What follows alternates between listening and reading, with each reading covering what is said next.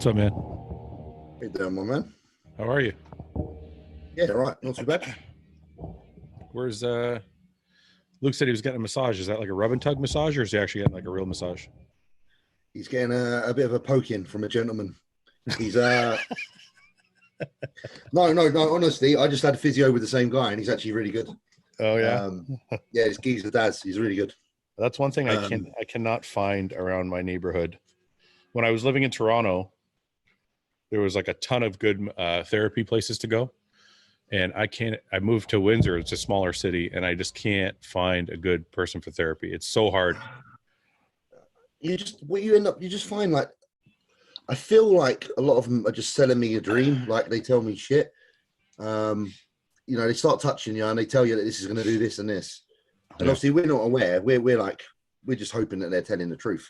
Yeah. And then somewhere down the line, you just realize it hasn't done jack shit. Where do you, when you see a therapist, where do you know at what point do you know if they're full of shit or if they suck? How do you judge that? Because mine is like pretty immediate. Yeah, it's when I don't have to say what's wrong with me, and they say, I can see what's wrong with you, and it literally coincides with what I feel is wrong with me. So today, for example, with this Daz guy, I'm standing there, and he's already just pointing out one of my feet, how it's collapsed, and etc. etc. And all the things he's pointing out are things that I would have said to him if I had a moment to say. Yeah. But he's that good. Yeah. So I think it's them being able to identify the issue before you even mention it. My thing is, if I start talking to somebody about, I'll simplify it. If I feel like I know more than the therapist, I'm not happy. Yeah. Oh, of course. You know what I mean? Because that's happened to me. Like I was seeing a girl, I won't mention any names, so I don't want to ruin anybody's business, but I was seeing a girl once and she had a good amount of pressure. Like she was good with her elbows and her hands and everything, but she didn't understand the insertion points and kind of like the chain of events it took to do things. And I'm like, if I know more than you about my anatomy, then I don't feel comfortable letting you heal me. Yeah, you seem to get that. You get two types. You get the ones that are really, at first you're a little bit, you can very easily fall victim to thinking they're good because they're strong. Yeah.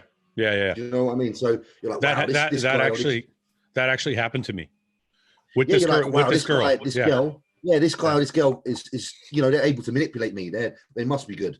Yeah. And then you realize the intricate details aren't there. That's right. And then that's when you start realizing, oh shit, maybe this person is just literally brute force. Well, yeah, that's the thing. Like the force of it is important, but not without this knowledge. Exactly. Like the knowledge is accuracy there. That's right. Like you said, they can't tell on. You mentioned something like I don't know. For example, you might say my psoas is tight, and they go, "Where's your psoas?" They don't know what it is. Like because I've had it before. I've honestly had it before. I know. Or the amount of money you've wasted. I've had the flip too, where the person's really, really knowledgeable. Yeah. But they don't want to get their hands dirty. Like I had, and I mean dirty almost specifically. Like I had like a thing going on in my pec minor, and to get to the pec minor, you literally have to like dig into your armpit. And it seemed like the person just didn't want to get in there. And I'm like, it's just a fucking armpit, man. Like I showered before I got here.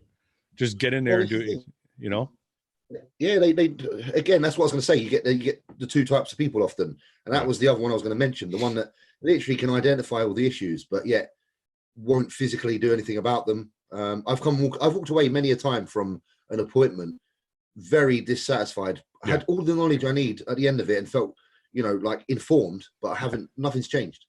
Have you ever had like a groin pull or anything like that? And it's like the person's that really got to get into like your sack to get to the fucking problem. Oh, and the person just won't do it. No, definitely. But today, like Daz got into my sack today. Like honestly, there was a couple of times I thought he was actually holding my sausage. I was like, fuck. But I trust him, so I was like, if he's touching that, it's part of the job. I don't really care.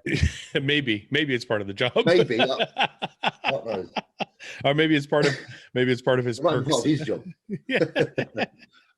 Well, the thing is, I came out feeling better. That's right. It sucks for me, like, because it's kind of embarrassing too. Like I used to, there was a couple guys that used to work on me in Toronto. Yeah. The person that's working on you can make you feel embarrassed or not embarrassed. Like I used to have I had a groin pull, like a reoccurring groin pull. And I used to have to see this guy, and you know, you could tell he was a professional. He didn't give a shit. But then sometimes, like when you see the girl thinks, it's almost like the girl thinks you're trying to get her to touch your sack. Yeah. And I'm like, no, man. I'm like, I just fucking have a groin pull and I need you to get in there. And like, you know what I mean? And then it's like, oh, totally. Like that's where there comes a difficulty sometimes with the physio when it's with the opposite sex, because sometimes they get these ideas in their head. Well, one person or the other, even the patient, I imagine, sometimes thinks, wow, God, I'm onto this now. Yeah. When really there should just be a professional relationship there. But I know, because the boundaries, I know people that have crossed the boundaries. Yeah. It's not unheard of. So you do think. You ever have anybody cross the boundaries with you? No, luckily not. Yeah, I never. Yeah, because I think, you know, if I've been with Yannicka quite a long time now, my partner, and if any of these physios cross the boundaries, I'm not sure they'd be alive for very long. Yeah. What how's the videos going with Luke? I watched a couple of them. You guys seem like you're a pretty good team. Yeah, I think do you know, because we're already friends, you know, it's like you and Luke, you've already got synergy. So you don't have to act, you don't have to, you know, falsify anything, you just be yourself. Yeah. And it is what it is, and you're just showing what you are, and we fuck about on a daily basis.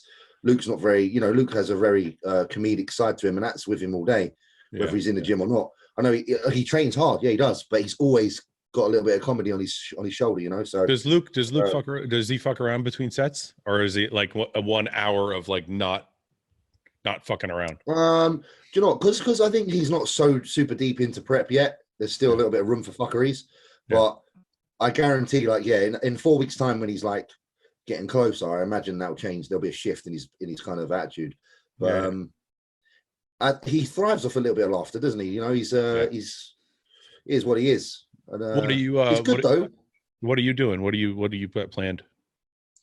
You know, I'm just gonna watch Luke, see what he does, and then I think what I'll do is probably kickstart a prep off the back end of him. So I see. So obviously he's going to do the British show. Yeah. So maybe by then I should be pretty itchy to get started. So, you know, maybe end of February, March, start dieting, and then I'll pick something later in the year. Don't you want to do the British show, since you're like, you know, it's in your whole backyard too, or you just don't want to compete against Luke? No, I'd love to compete with Luke. It's been a few years. But I just know that I dieted for most of the year last year, so I've definitely lost tissue, and I need to get some of it back. So it's a, you know, it's a bit of a process. So currently it's coming back, and I don't want to cut it short, because obviously I'd have to start dieting like now if I want to do the same show as Luke, and I think that would cost me, you know, a few pounds. I think it cost me a few pounds. How old are you, James? 30. So it probably still comes back pretty fast, right? Yeah, honestly, it does. Like my weight's flying back on at the minute. I'm pretty much not far off of my all-time, you know, strength and performance in the gym. So, and it's only been, well, I competed in November. So so it doesn't take too long. It probably takes as long as it does to get in shape, to get back. You know, how long a diet takes me, it takes me the same amount of time to probably get back to like peak performance, really. But I think, go ahead. Sorry. I was just gonna say, I think the performance comes first, but the muscle comes after. I see what you're saying. Strong. Yeah, I get strong before I get my muscle back. So I see what you're saying. I'm still waiting for the muscle. What's the diet look like? Is it sloppy, or is it really clean right now?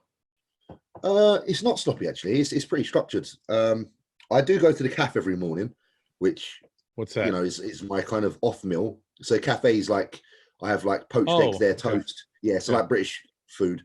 Yeah. But I do that every morning. But it's in there every morning. So as far as I know, well, as far as I say, it's consistent.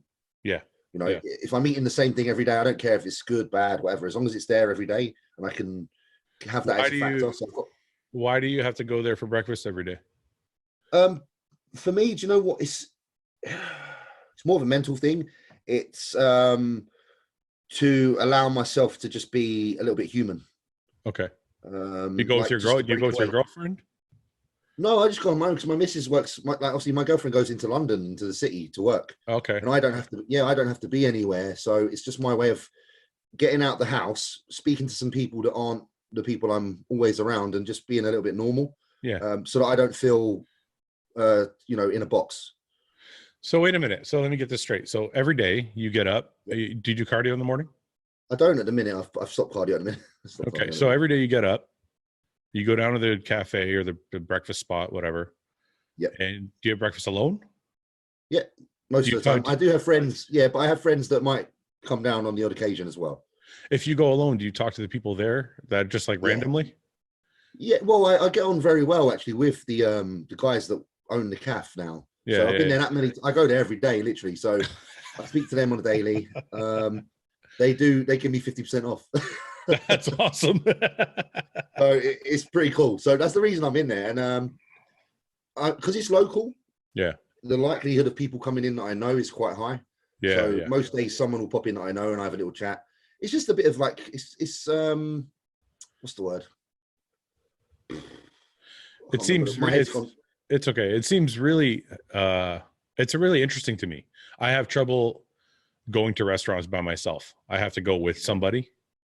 I feel off. I feel off if I just go sit at like a table somewhere and just start eating by myself. I think I would as well, Fouad. But what it was is the way that this restaurant, this calf restaurant came about was I popped in there one day when I was actually on a diet. Yeah. Just because it had just opened. It was really new. And I walked in and I just showed my face and just basically said, this looks like a really nice place. Can't come here yet because I'm on a diet, but I'll definitely come try your place out after. Yeah. So, you know, it was in the local like kind of town village. And when I walk past there, pretty much every time we say hello. So I kind of built a rapport with them before I even went there. Yeah. So I don't feel odd. Like I would feel odd, don't get me wrong. If I go to a restaurant on my own, I would feel a bit of a weirdo in the corner. Yeah. But yeah, honestly, because you know, sitting there like the same geezer in the corner. But, yeah. Where exactly do you live? I live South London, so I live in a place called Wallington, which is not far from the city. It's about 25 minutes on a train away from the central London. So small city. London's big, man. I know London's big, but where you live is small. Sorry, where I am is small. Yeah, where I am small. It's like what's the population? I wouldn't have a clue. Don't get me wrong. There's still a shitload of people compared to other countries. Oh, okay. It's ramsacked. Yeah. But in comparison to like Central, it's quite a small area. It's quite nice actually. It's quite. Are you the kind of guy? Green. Are you the kind of guy that just goes and gets to like kind of get along with everybody? Like, you know, do people like approach you for no reason? Yeah, I'm yet to. In the last 5-6 years of my life, I'm yet to fall out of anybody. Really?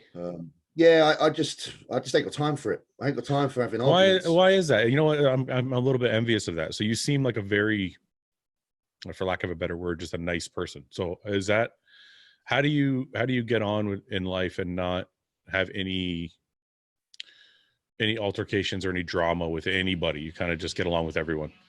I think I froze physically on the picture, Fouad. Can you hear me? That? Yeah, I can hear you. Have I froze on the picture?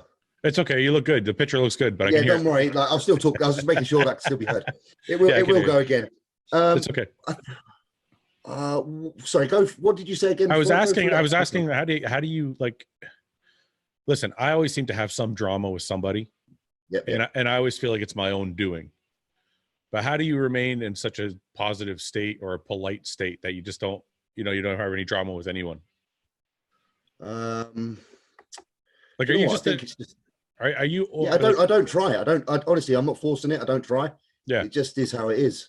For some reason, I'm just switching my camera for you so you can get it again.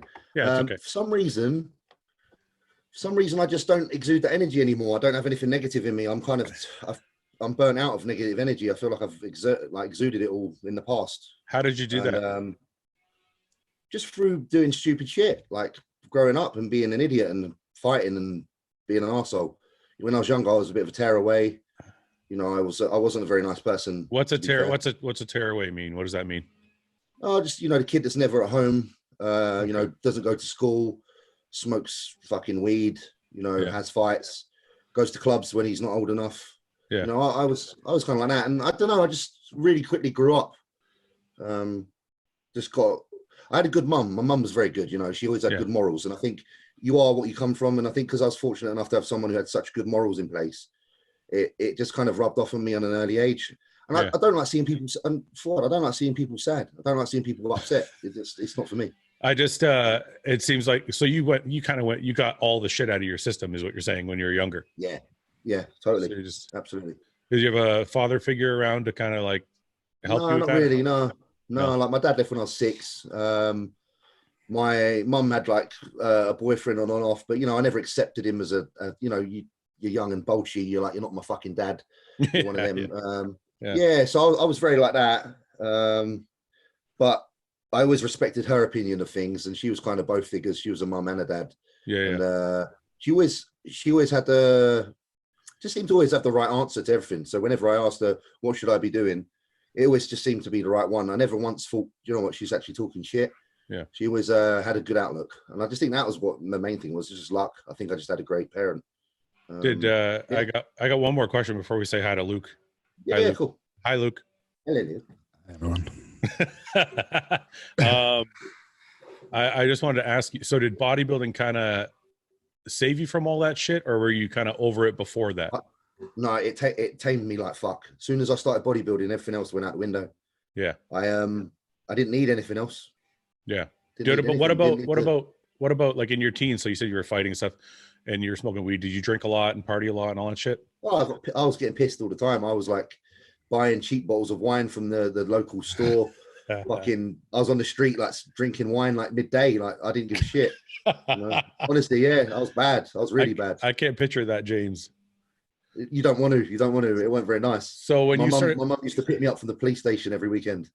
Okay, so when you started bodybuilding, did it just stop automatically, like it halted, or was it like a slow progression into discipline? Stopped, dead stop. Just went cold turkey. Just didn't need it anymore. What about transition? What about you, Luke? Were you were in a band and shit? And did you party a lot? I think I asked you this before, but I don't remember. I've had my fair share. Did you fight a lot too? Were you a fuck up, or were you just a drinker and a partier? I used to start a lot of fights. Yeah. That doesn't surprise me. Yeah, I don't know. I wasn't. No, that's not true. I didn't start fights. I just would if somebody looked at me funny, I would just bang them out or something. I was never a fighter. I was just like, how many fight? Not that we're trying to brag about fights, but I'm just curious. I didn't like it. I'm curious about the person you are. So yeah, if we had to put a number on how many fights you got in from age 15 to 20, what would you say, James? And what would you say, Luke? You guys can answer separately. Oh, fuck me. God, what, 15 to 20? From age 15 to age 20, how many fights have you been in, you think? Probably 100. I'm not talking about, wait a minute. I'm not talking about like just pushing in the bar. I'm talking about all out. No. I mean like headbutting and punching someone straight in the stomach. You headbutted somebody before? I've always wanted to headbutt somebody. Those times. Always used to do it in school. How did that work out though? Did you get like teeth in the fucking forehead? Because I thought about it one time. I had a guy down one time on the ground and I was going to headbutt him and I thought his teeth are going to go right into my fucking forehead. You just got to nut him on the nose. Because you're supposed to go for the cheekbones, really. Yeah. Is that what you've headbutted somebody too, Luke? Yeah. He's definitely headbutted people. Am I with a couple killers? You guys had no idea. You guys seem like just I think it's because we're like mild-mannered men. Because in America or Canada, not Canada, but in the US, because there's so many guns. I don't think people will fight as much. That's true. Whereas here, nowadays I wouldn't fight because knife crime is horrendous. Yeah, but when James and I were like younger, like 10 years ago, the only way to settle anything is you're going down or I am.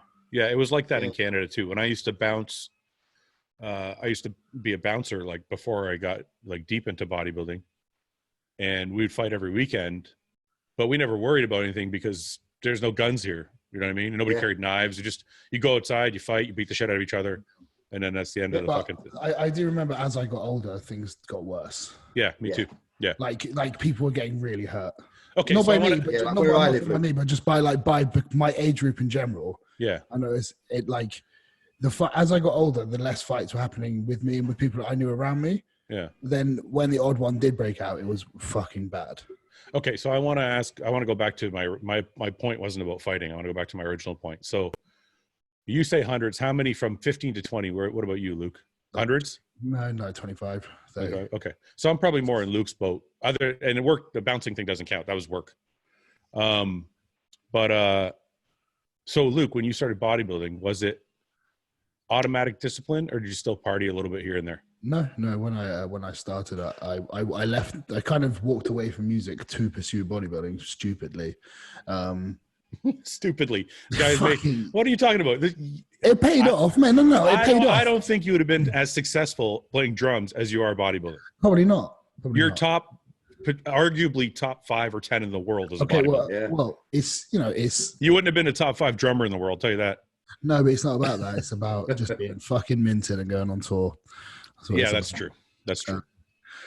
Anyway, so it just an automatic stop. You just I knew what I had to do. So it's like if I want to get good at something, I just do what I need to do to get good at it.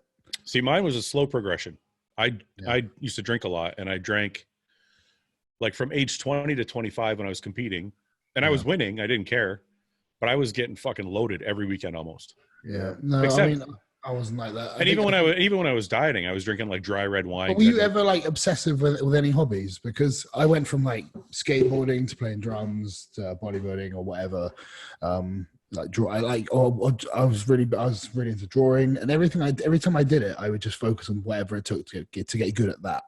See, bodybuilding. So I was obsessive about things, so I wouldn't do anything else. So you're right. Bodybuilding was my most obsessive hobby, but I felt like as long as I was getting better, I didn't care. So I'm like, okay, well, I can still party on the weekends and I'm still winning shows. So fuck it. You know what I mean? I actually think this is kind of what bodybuilding's done with me. You said I've completely lost my train of thought. It's okay. Anyway, so I had I was going about 3 different ways then, and one of them was way off topic, and one of them was nothing to do with it either. So it doesn't matter. It's okay. My whole point is once things got more serious and like I actually got my pro card and realized, like what I did was I got my pro card at 27, and Chad Nichols had talked me into doing a show the very next week after I got my pro card. Yeah. So what you're saying is you carried on because you just gradually got better. You just carried on going. That was my point. I was about to make. Well, no, what I was trying to say is I'm saying I stopped the other hobbies I used to do because I hit as far as I could go. So I stopped. This was the point I was about to make. I couldn't. I got as good as I can get in the band. Couldn't go any further. Moved on to bodybuilding. Let's see how far I can take that. And I still feel like I'm still going up. No, but that's not the point I'm trying to make. The point I'm trying to make is the partying was part of your life until you realized you want to bodybuild and you stopped. For me, it just stayed interwoven until once I realized I couldn't win anymore. Like once I did that pro show and I was like, whoa, these guys are fucking way bigger than I am. That was like, okay. So then I kind of stopped. I put all the partying aside. Okay. I thought you meant you were partying and then you started bodybuilding. You're like, oh, I'm getting better at this. You just didn't stop and you just left partying. No, I kept going. I kept drinking and partying until I realized, okay, if I don't get more serious about this, these guys are going to kill me forever. Before the bodybuilding, come back to hobbies, did you have anything at all, like hockey, fucking anything? Gaming? You're never going to believe this, but I used to love going skiing. Right. I don't know if I don't have any hobbies. Like I don't, like you say, you skateboarded and played music. I played football in high school. That was my thing. And then, we used to go skiing in the wintertime and that's it really. I didn't have any like actual hobbies. James used to skate and you kind of like, and you were really obsessive to a certain point. I loved it. What kind of skating, James? I used to do aggressive inline. So on blades with where you'd grind. So, like you'd jump up on handrails and stuff. Oh shit! That's what I used to love. I loved it because I used to watch all the Americans and I was like, man, that's the shit. How bad is that? I did that for a long time. Sorry, go ahead, man. I'm sorry. No, I was just going to say, the only reason I ever stopped that is because I started puberty. So puberty fucked me up because I was a really good skater. I was young, dumb, had no fear of falling over. Then I started getting taller and I started falling over more. And I was like, shit, I'm getting too tall for this. Yeah. And that was it. I realized I wasn't built for it anymore. So I was forced to stop it because I just wasn't in the right shape for it anymore. So it wasn't bodybuilding. It was like, so what are you saying, like age range when you were doing skating? How old were you? Probably from about 12 to about 15, maybe 11 to 15. So it was solid every day of my life. So James, with James, you already knew the discipline of bodybuilding, which when you jumped into it, you already knew what the discipline of a passion was because you've done it with inline, Yeah. So that's why you found that fell straight into the discipline because to you it wasn't discipline. To you was I'm doing bodybuilding now. So yeah, it was. for me, it was different for him because he said before bodybuilding he was drinking and partying, so he had to drop that whole lifestyle. But he still had it in him. He knew the day to day, the day to day, exactly. Yeah. My thing was what happened is when I really got into the bodybuilding, the time it took to be good took me away from the time that was left to put into other shit. Yeah. And a lot of that shit was the negative shit because bodybuilding requires your all. So basically it forced me out of being what I was, which, you know, is a blessing at the same time, really. I have a question for people listening that are kind of coming up and they're probably thinking, how are you going to answer it? Huh? No. The answer is, hey, you just listen and let me lead the show. The answer is for them, not the question. All right. So the question I'm going to ask is, when you're coming up, like, okay, Luke, you're 310 pounds right now. No, I'm not. I've been dieting for like 2.5 weeks. Okay, whatever, 290, right? Right. The point I'm trying to make is how fast did that show up? Like, did it take you 2 years to like notice your size, or was it like 5 years, 10 years? Like, what are we talking about? I think it was within maybe 2 years. I knew that I could keep going quite a while with this. But like after 2 years, after 2 years, I knew I had something that was worth pursuing. But I guess what I'm trying to ask is like, okay, this is what I'm trying to say. You know, Phil, when Phil showed up, yep. Phil was like one size, and then a year later, he was like almost the size he was when he was winning Olympias. Like he kind of he blew up in like a year or two. Sorry. How fast did it take you to go, well, this is like what I'm going to look like. Like, this is my size. Because it took me like 8 years. That's kind of the question. You see what I'm saying? I'm trying to think when I first thought that of Luke. I'm trying to think, when did I, as a friend, think, fuck me, he's got it. I reckon around 2015, Luke. Yeah. So maybe from 14 to 15 I don't know. is where he was suddenly a threat. Like, wow. So you saw a big change in like a year or two. I don't know. I think so. I think I just locked in harder. I think I don't know because I'm just trying to piece years together that James has said. At that time, I would have been 3 years in. Yeah. So I think that's when I knew if I didn't knuckle down, I wasn't going to progress at where I wanted to go. So I think that's when I fine-tuned things and started really keeping an eye on everything. I guess the point I'm trying to get to is this. Me and my training partner Paul were talking today about the different types of bodybuilders. And there's people that take like 5 to 10 years to realize their kind of their genetic potential. Yeah. Which is like me. Like I didn't really hit bodybuilder size till I was like 30. Okay. And then there's guys like, I had a friend who's actually a pro bodybuilder, but he doesn't compete, is Lou Joseph. Or if you take like Phil Heath as a more recognizable name. But Lou, for example, a friend of mine, was the same size at 19, almost as he was when he turned pro at 25. So I'm just trying to gauge you guys, like when you were coming up, did you grow? Was it like a spurt, or was it like a year after year, 5 to 10 pounds after a year kind of thing? Personally, it doesn't fit. I don't remember a time when, like James does, I don't remember a time when all of a sudden I was really like, and popped. Yeah. You know, like I don't think, to me, it's been a very gradual from then when I started to now, I believe. But I think it was a 4 year thing for you, Luke. I think from your 2012 to 2016, that's when that was metamorphosis happening over. Because I actually feel like I've got better. I've got better since turning pro than I did from starting to turning pro. Yeah, that's how I feel. That's how I feel. Wait, say that again. You got better when? I've made my most strides in progress after turning pro, and I think James has as well. I think that happened to me too, but I think it's because you realize who you're against.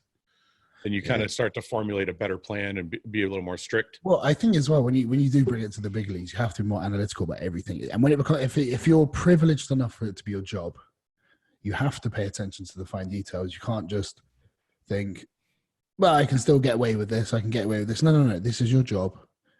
If you really want to take it seriously, you need to do everything you need to do. Nothing less. Actually, it's interesting because it brings me to the other point I was going to ask you about, which is detailed, because you always talk about keeping things simple. Yes. It doesn't mean you don't pay attention to detail, but have you always been like keep it as basic as possible and just do it to the basic? I mean, so James and I kind of look at bodybuilding like this. You think of like someone who does a lot of sculptures. I don't know if we've said this on this show or not. You think of like, the people who do the big carvings of a log and they get a chainsaw out and they start chainsawing into it. Yep. Right. They get the shape with the chainsaw. Then they bring out the smaller tools to kind of carve out what they've made. Yeah. To me, that's that's essentially how it is for bodybuilding as well. Okay, but I think what I'm trying to say is this. Sometimes. So I focus on the broad strokes mostly. Okay, because that's what I'm getting at. But when it's time, yes, that's when I start carving in everything else. So do you think? I think the point I'm getting to is: do you think people are focusing too much on the? People are starting on the small knife strokes. Yes, exactly. So a lot of people are focusing far too much on the little cuts, the fine little details, and they are missing all the broad strokes. You think? Okay, so I see what you're saying. So if we were gonna say it to people perfectly, you'd be like, focus on the broad strokes until you're good enough that you need to focus on the broad strokes, because that will give you 90 to 95% of what you're looking for. That's right. Yeah. If you want to go the extra 5%, for an extra 5%, it will take your life from you, pretty much.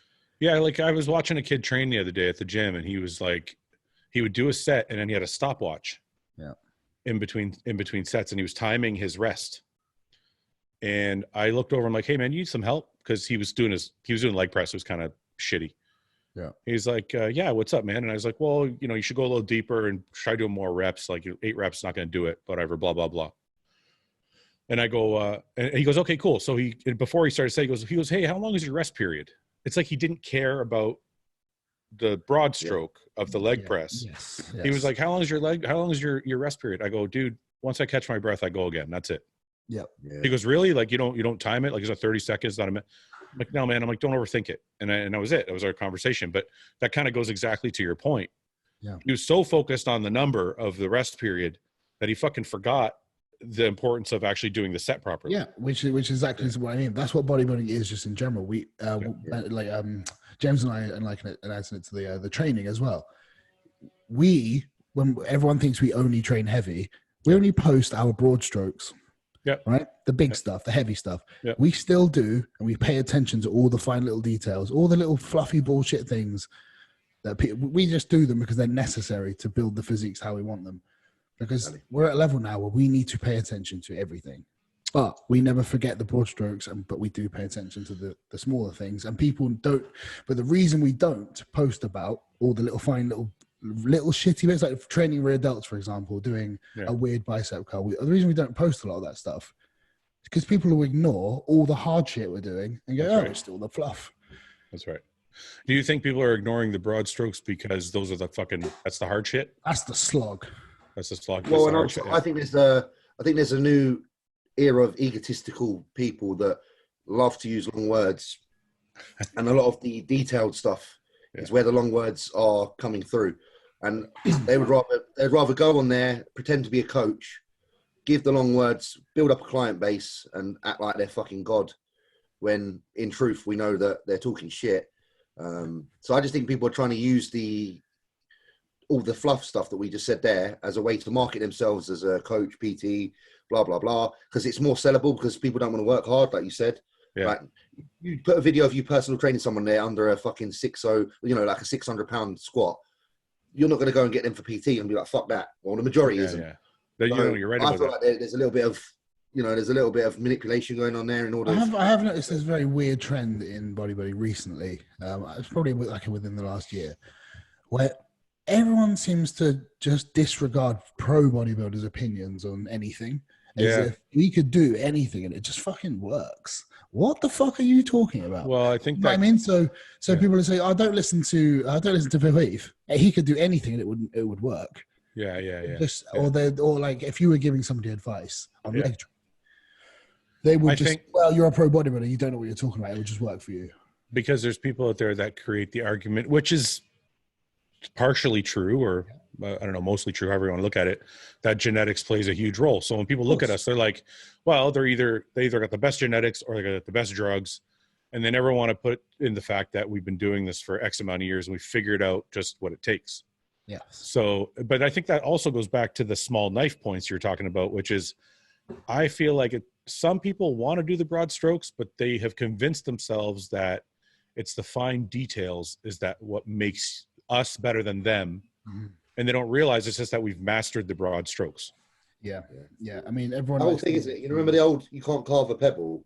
You know, like I know that means get big first kind of thing, but it's kind of the same thing. Like, stop trying to carve something when there's no actual infrastructure, no fucking, there's no reason to move on to those points yet. Like, you're jumping the gun. The whole point of bodybuilding is the initial part, which is just fucking getting the basics on lock, improving as much as you can, and when the time comes, rein it in, focus on the little things, and tune it in.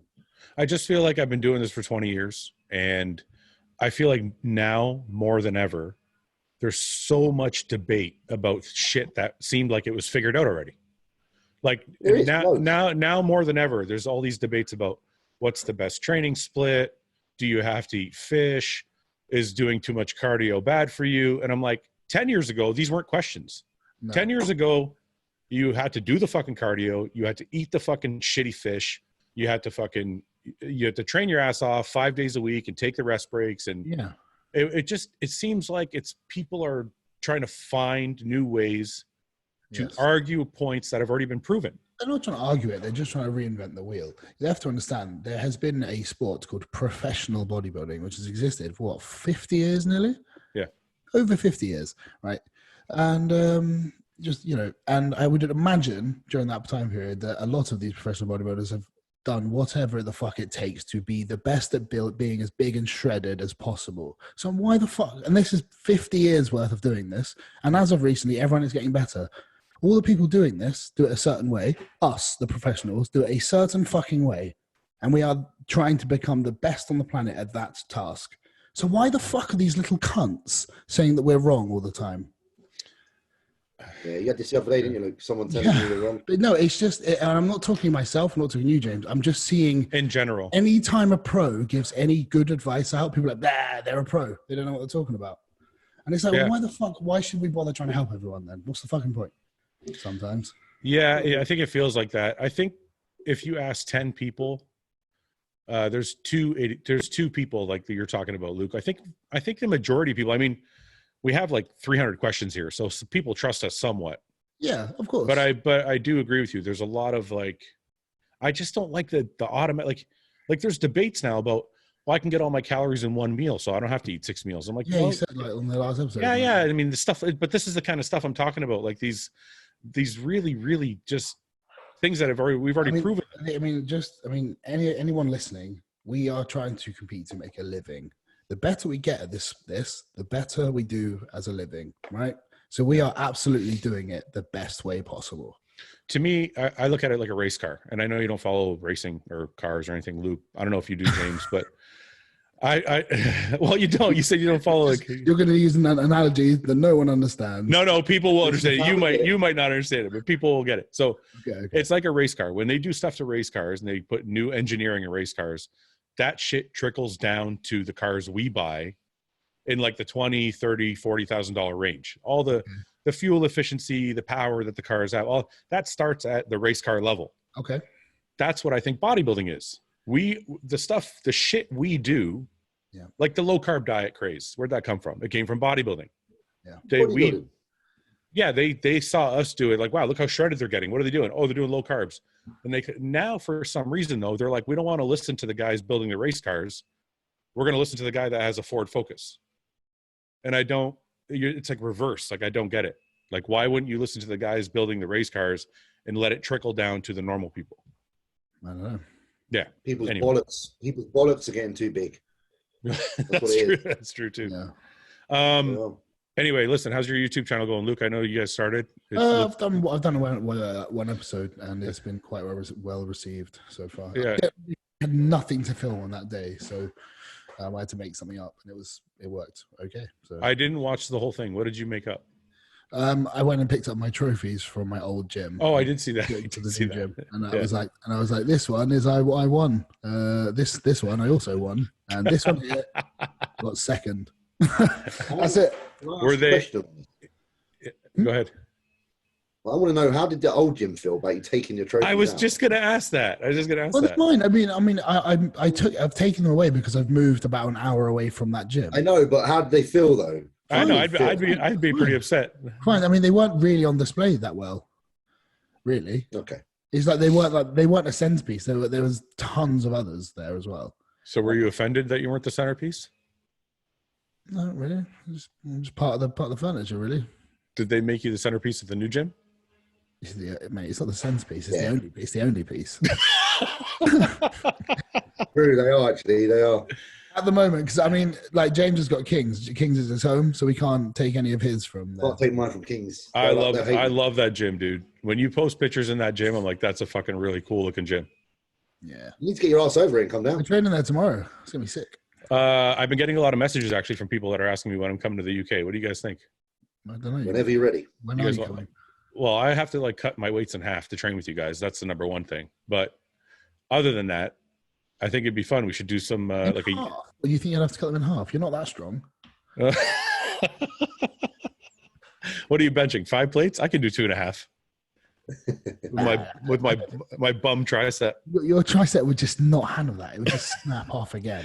Dude, I'm so like waiting for it to come back. It's just not coming back. But if it happens, you're in the best place. You've got the NHS. You can borrow my NHS card.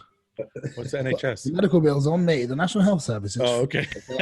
And We got free healthcare here too. Exactly. Well, yeah, because we're brothers. We're like Canadians and the That's British. right. That's right. I mean, yeah, I think we pretty much are. No, listen though. I'm asking, are we seriously? You guys want to do like a UK tour or Yes, Canada? I do. Or you guys should come here. We can do a Canada tour. I'm fucking ready whenever. Listen, I got 3 bedrooms in my house that are just guest rooms and another kitchen. You guys can come stay. You have your own kitchen, your own bedrooms. We'll fucking stay for a week. Listen, We'll drive around. I'm game whenever. It's him. It's this man. Luke's the one that's shackled down to prep. What's wrong So with we you? need to- Oh, he's in. So I got fucking Got to chicken work here. around him. All right, fuck me.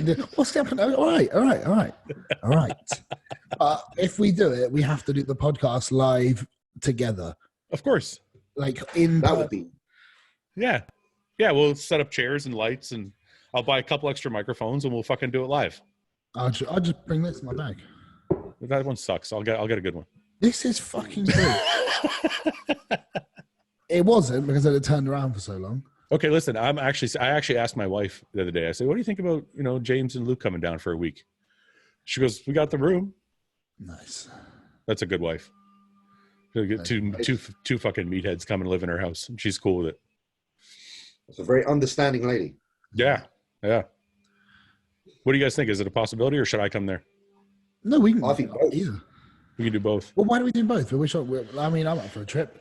Like you said, you got Canadian chicken. I've had Canadian chicken's delicious. It's actually very good. Yeah. Canadian chicken is much better than UK chicken. I've had Canadian chicken. I don't know why I'm pretending I haven't. I've been there like 5 times. So. Where have you been in Canada? Just Toronto and Vancouver. What'd you think? You didn't get to see much? You didn't see much? I loved Toronto. Vancouver, Same. I was like, everyone's super aggressive here. I nearly had a fight. So there you go. You nearly had a fight Yeah. in Vancouver? Yeah. Why? So the taxi driver pulled up outside the back of the hotel. Yeah. Some guy, was nowhere fucking near the car. Was like, hey, and he was like, you nearly fucking hit me. And he's like banging on the thing to the driver, and the driver was doing this. And I just got out of the car, and I was dying for a piss. I was like, a week out from a show I knew I was just going to flop at. So Yeah. I just got out of the car. I was like, listen, mate, fuck off. Don't fuck off. And he was like, It was the accent. It was that. I just put him down. And, It was the he was like going at the fucking driver. It just pissed me off. Can I that made me think of something. James, I need you to make a recording of yourself just riling Luke up for like a whole workout session. And then send it to me, because I was listening to you fucking get on him during the set of like 220-pound dumbbell press. I could dumbbell press 220-pound dumbbells if I had you fucking screaming in my ear. Exactly. That's the secret. Yeah, no, I've had a few queries, people asking how much would I charge. Dude, you could honestly, you could make some money if you did like a whole like an hour long, just like Imagine that. 12 tracks. Just record you screaming at Luke for one workout. He's so good, isn't it? And sell it for $5.99. I really enjoy it though. I really enjoy screaming. Well, you got the voice. You got the. You remind me of. You remind me of Dorian Yates' training partner. Yeah, they all say that. Don't I get Leroy all the time, don't I, Luke? Leroy. That's it. Yeah, that's it. Yeah. He's like, come on, let's go. I can't do it here because when I do it, I have to be so loud, and it's obviously the wrong time of day. It's nighttime, so my neighbours would be like, "Fuck." But I would love to do it. I'm really tempted to do it, but I can't. Don't do it. When you guys come here, I'll fucking have somebody just record you the whole time. But you're pretty fucking loud as well. Yeah, but it's the accent. It's not the loud. It's the, like, I get people motivated, but it's something about that. It just reminds me of Leroy. And whenever I watch the Dorian Yates, what was it, Blood and Guts? That fucking, I'm like, man, if I had his training partner screaming in my fucking ear, he'd go ape shit. I think James sounds more brutal because he's got that London accent, whereas Leroy's is, I think he's Birmingham, isn't it? Birmingham accent. Yeah. So, well, sorry guys, I got a little bit of allergy going, but to us on this side of the fucking world, you can't tell the difference. It just sounds like two crazy fucking British guys. Yeah, yeah. Anyway, we should get to some of these questions.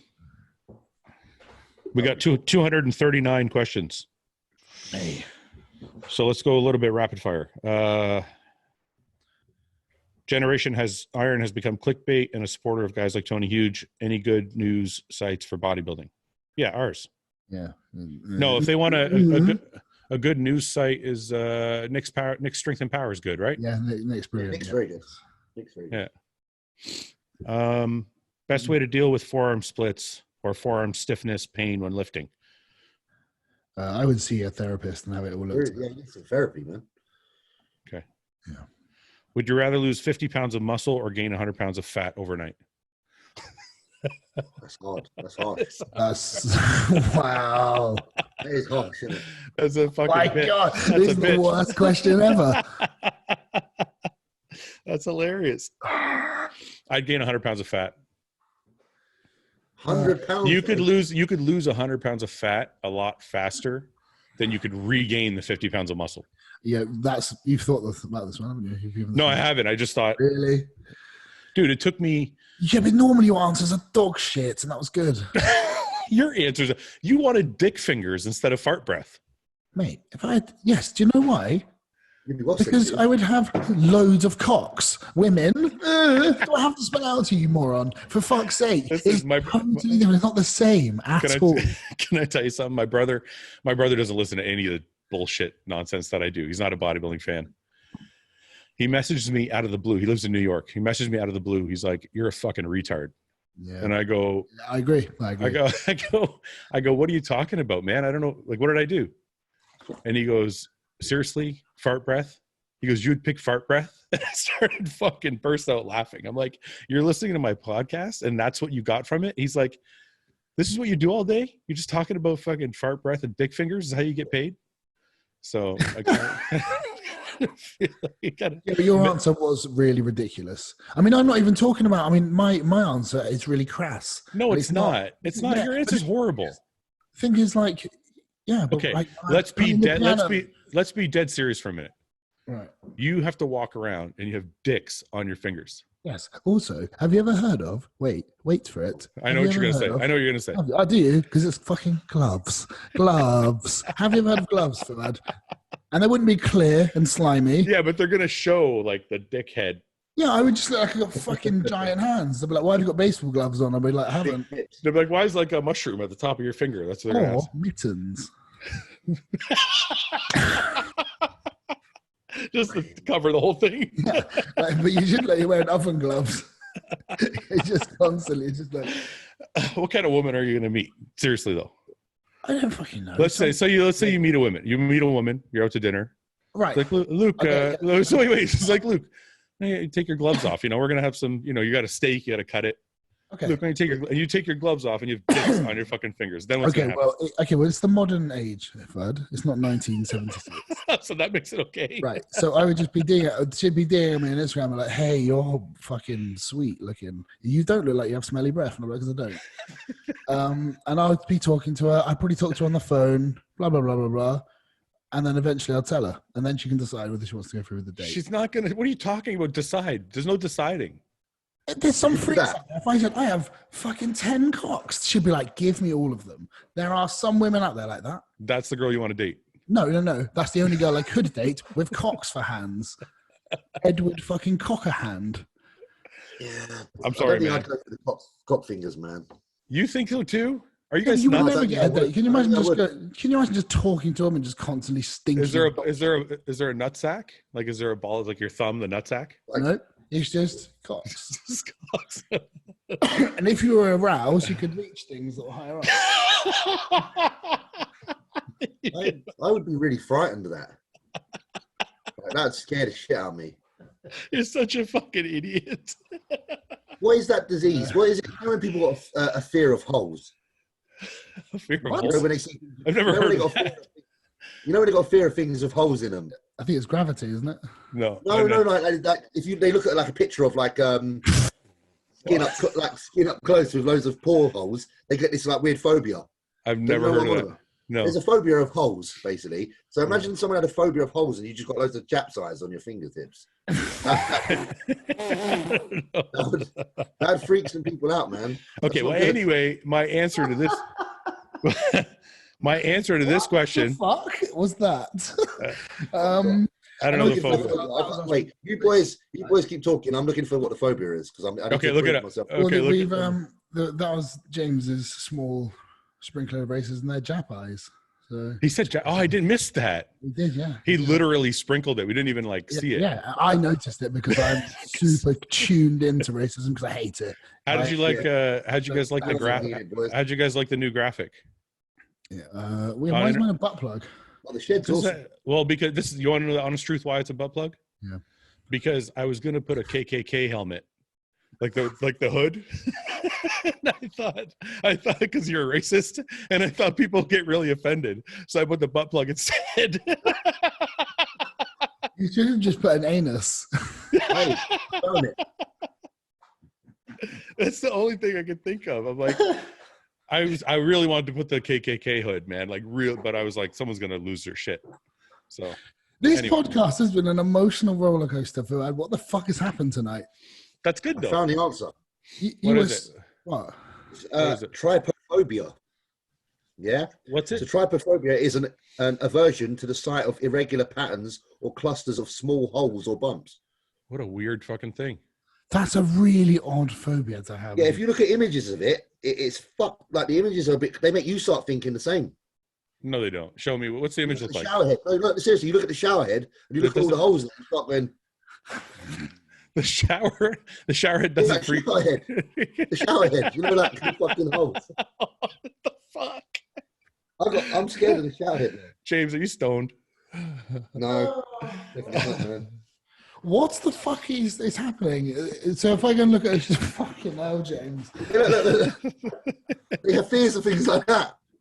Yeah, that's so weird. That's a plant, yeah? So if they saw that, they would fucking freak out.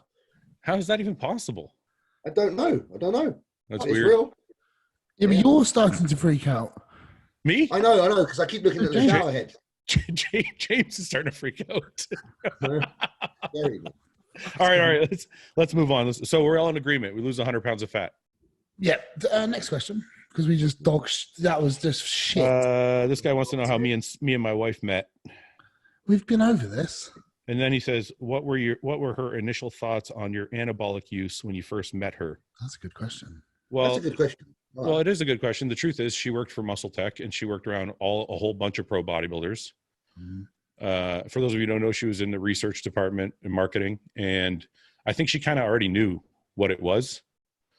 And even to this day, she doesn't really know what I do. She just knows I do shit. She just doesn't want to see it. She's not she's not happy about it, but she knows it's there. She just doesn't. She chooses not to fucking.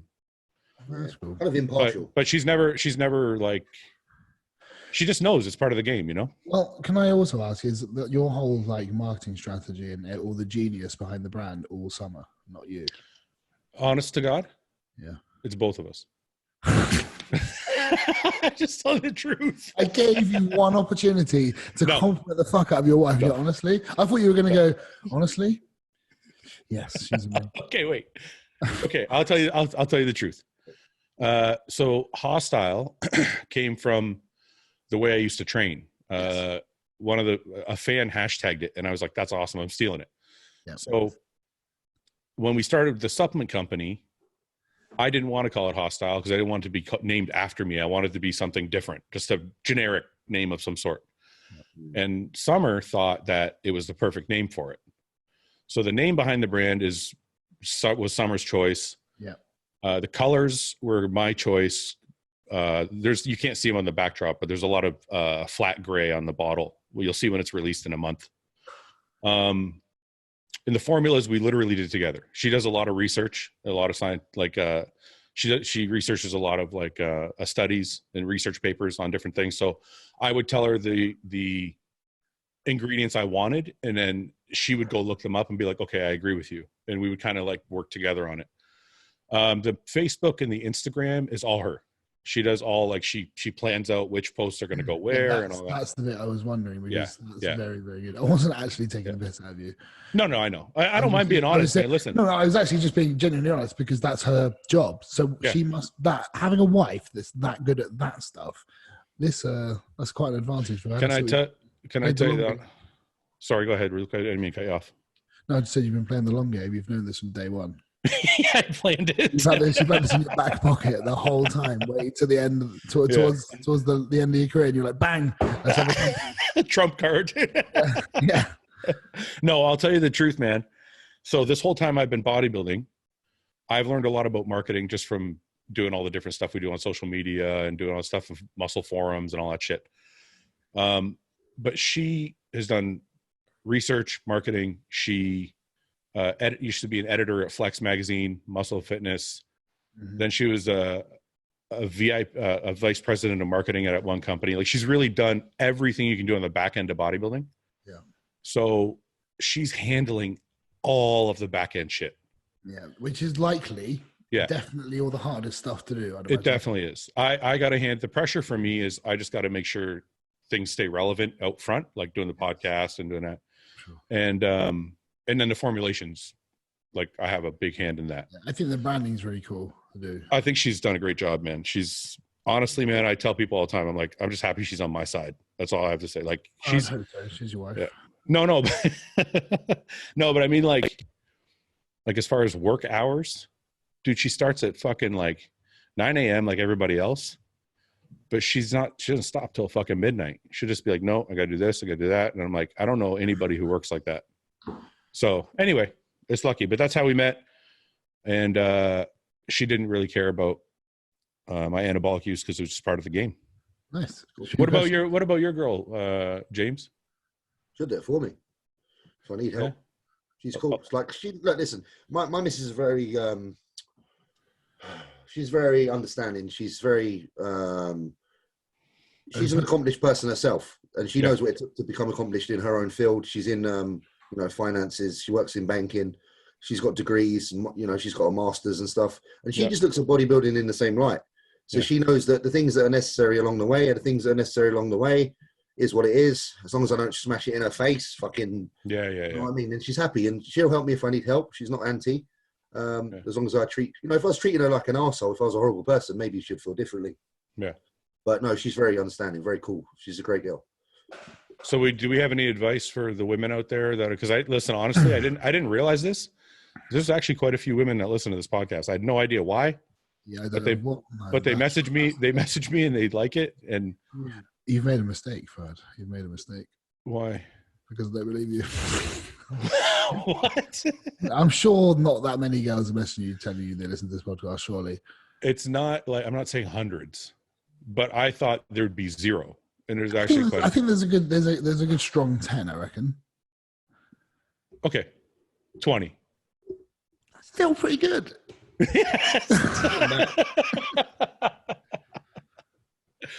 Anyway, I was going to ask, is there advice we can give to the girlfriends of the guys?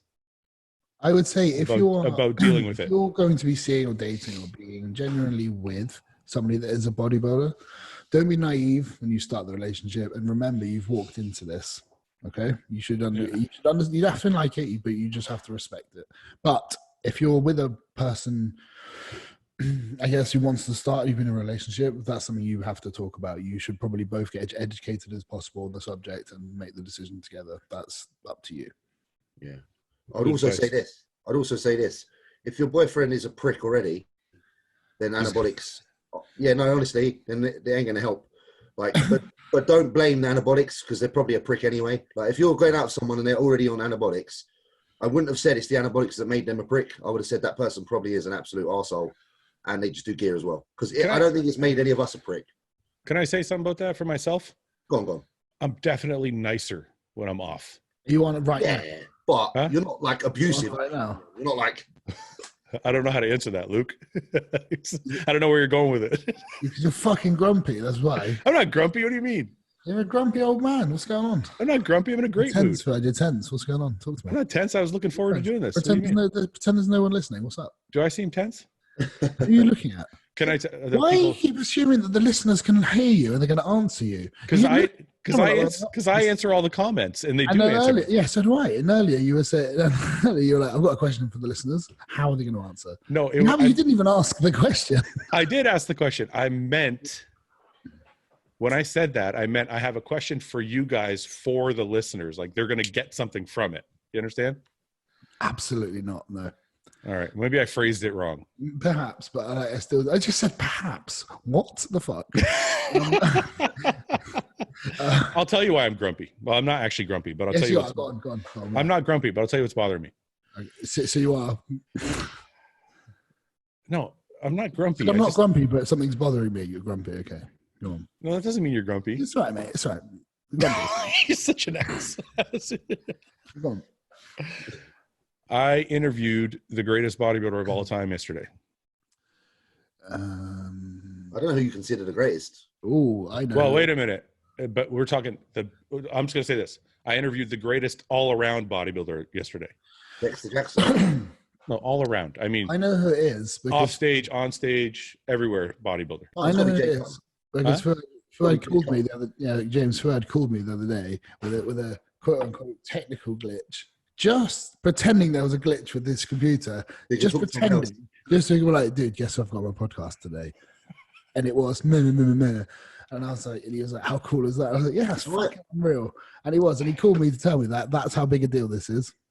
I'm still nowhere near. Am I still nowhere near right? Was I wrong with that answer? Who did you say? I just said Jay Cutler. Yeah, you're right.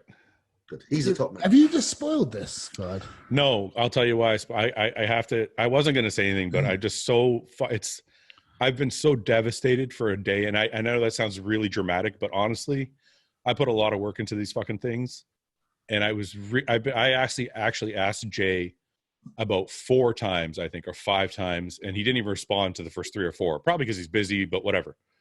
Yeah.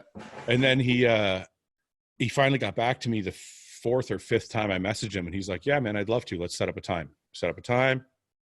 We do it. And I don't know if you guys know this, if I've told you, but this shit's not easy for me. Like, I'm not, like, podcasting is, like, I'm not good at talking to people I don't know. Yeah. You seem very good. Well, I'm not, it's actually very hard for me. Like, so if I'm talking to you, or if I'm talking to Seth, I'm talking to Evan, I'm talking to John, no problem. They seem like kind of, friends. But if I'm interviewing somebody I don't know, it's actually very hard for me. So I'm kind of nervous for like 4 days straight. The day rolls around. He calls me. He's like, or texts me. He's like, you ready? Yeah, let's do it. Okay. I message him. He's 11 o'clock on the dot. He's online ready. We start talking. The interviews are usually, the RBPs are usually 60 minutes, maybe 75 minutes, or an hour and 15 minutes, whatever. We go 2 fucking hours. That's cool. I learned shit about Jay I've never fucking heard him talk about. Like, I was pushing him on like certain questions. It was a fucking amazing fucking interview, right? Yeah. We get done. The program starts downloading. And guess what happens? I don't. Yeah. Yeah, you're going to say it. Go ahead, say it. I don't know. I can't. You do it. Get power cut. The file was corrupt and it would not open. Fuck. Yeah. Fuck. You have no idea. I cannot express to you. It was like when I lost my first show. When I lost my first show, I won my first show, my second show, my third show, I lost. I was fucking crushed. So I try to open this file, it won't open. I'm like, oh my God. I call the company that does the podcast, like the platform.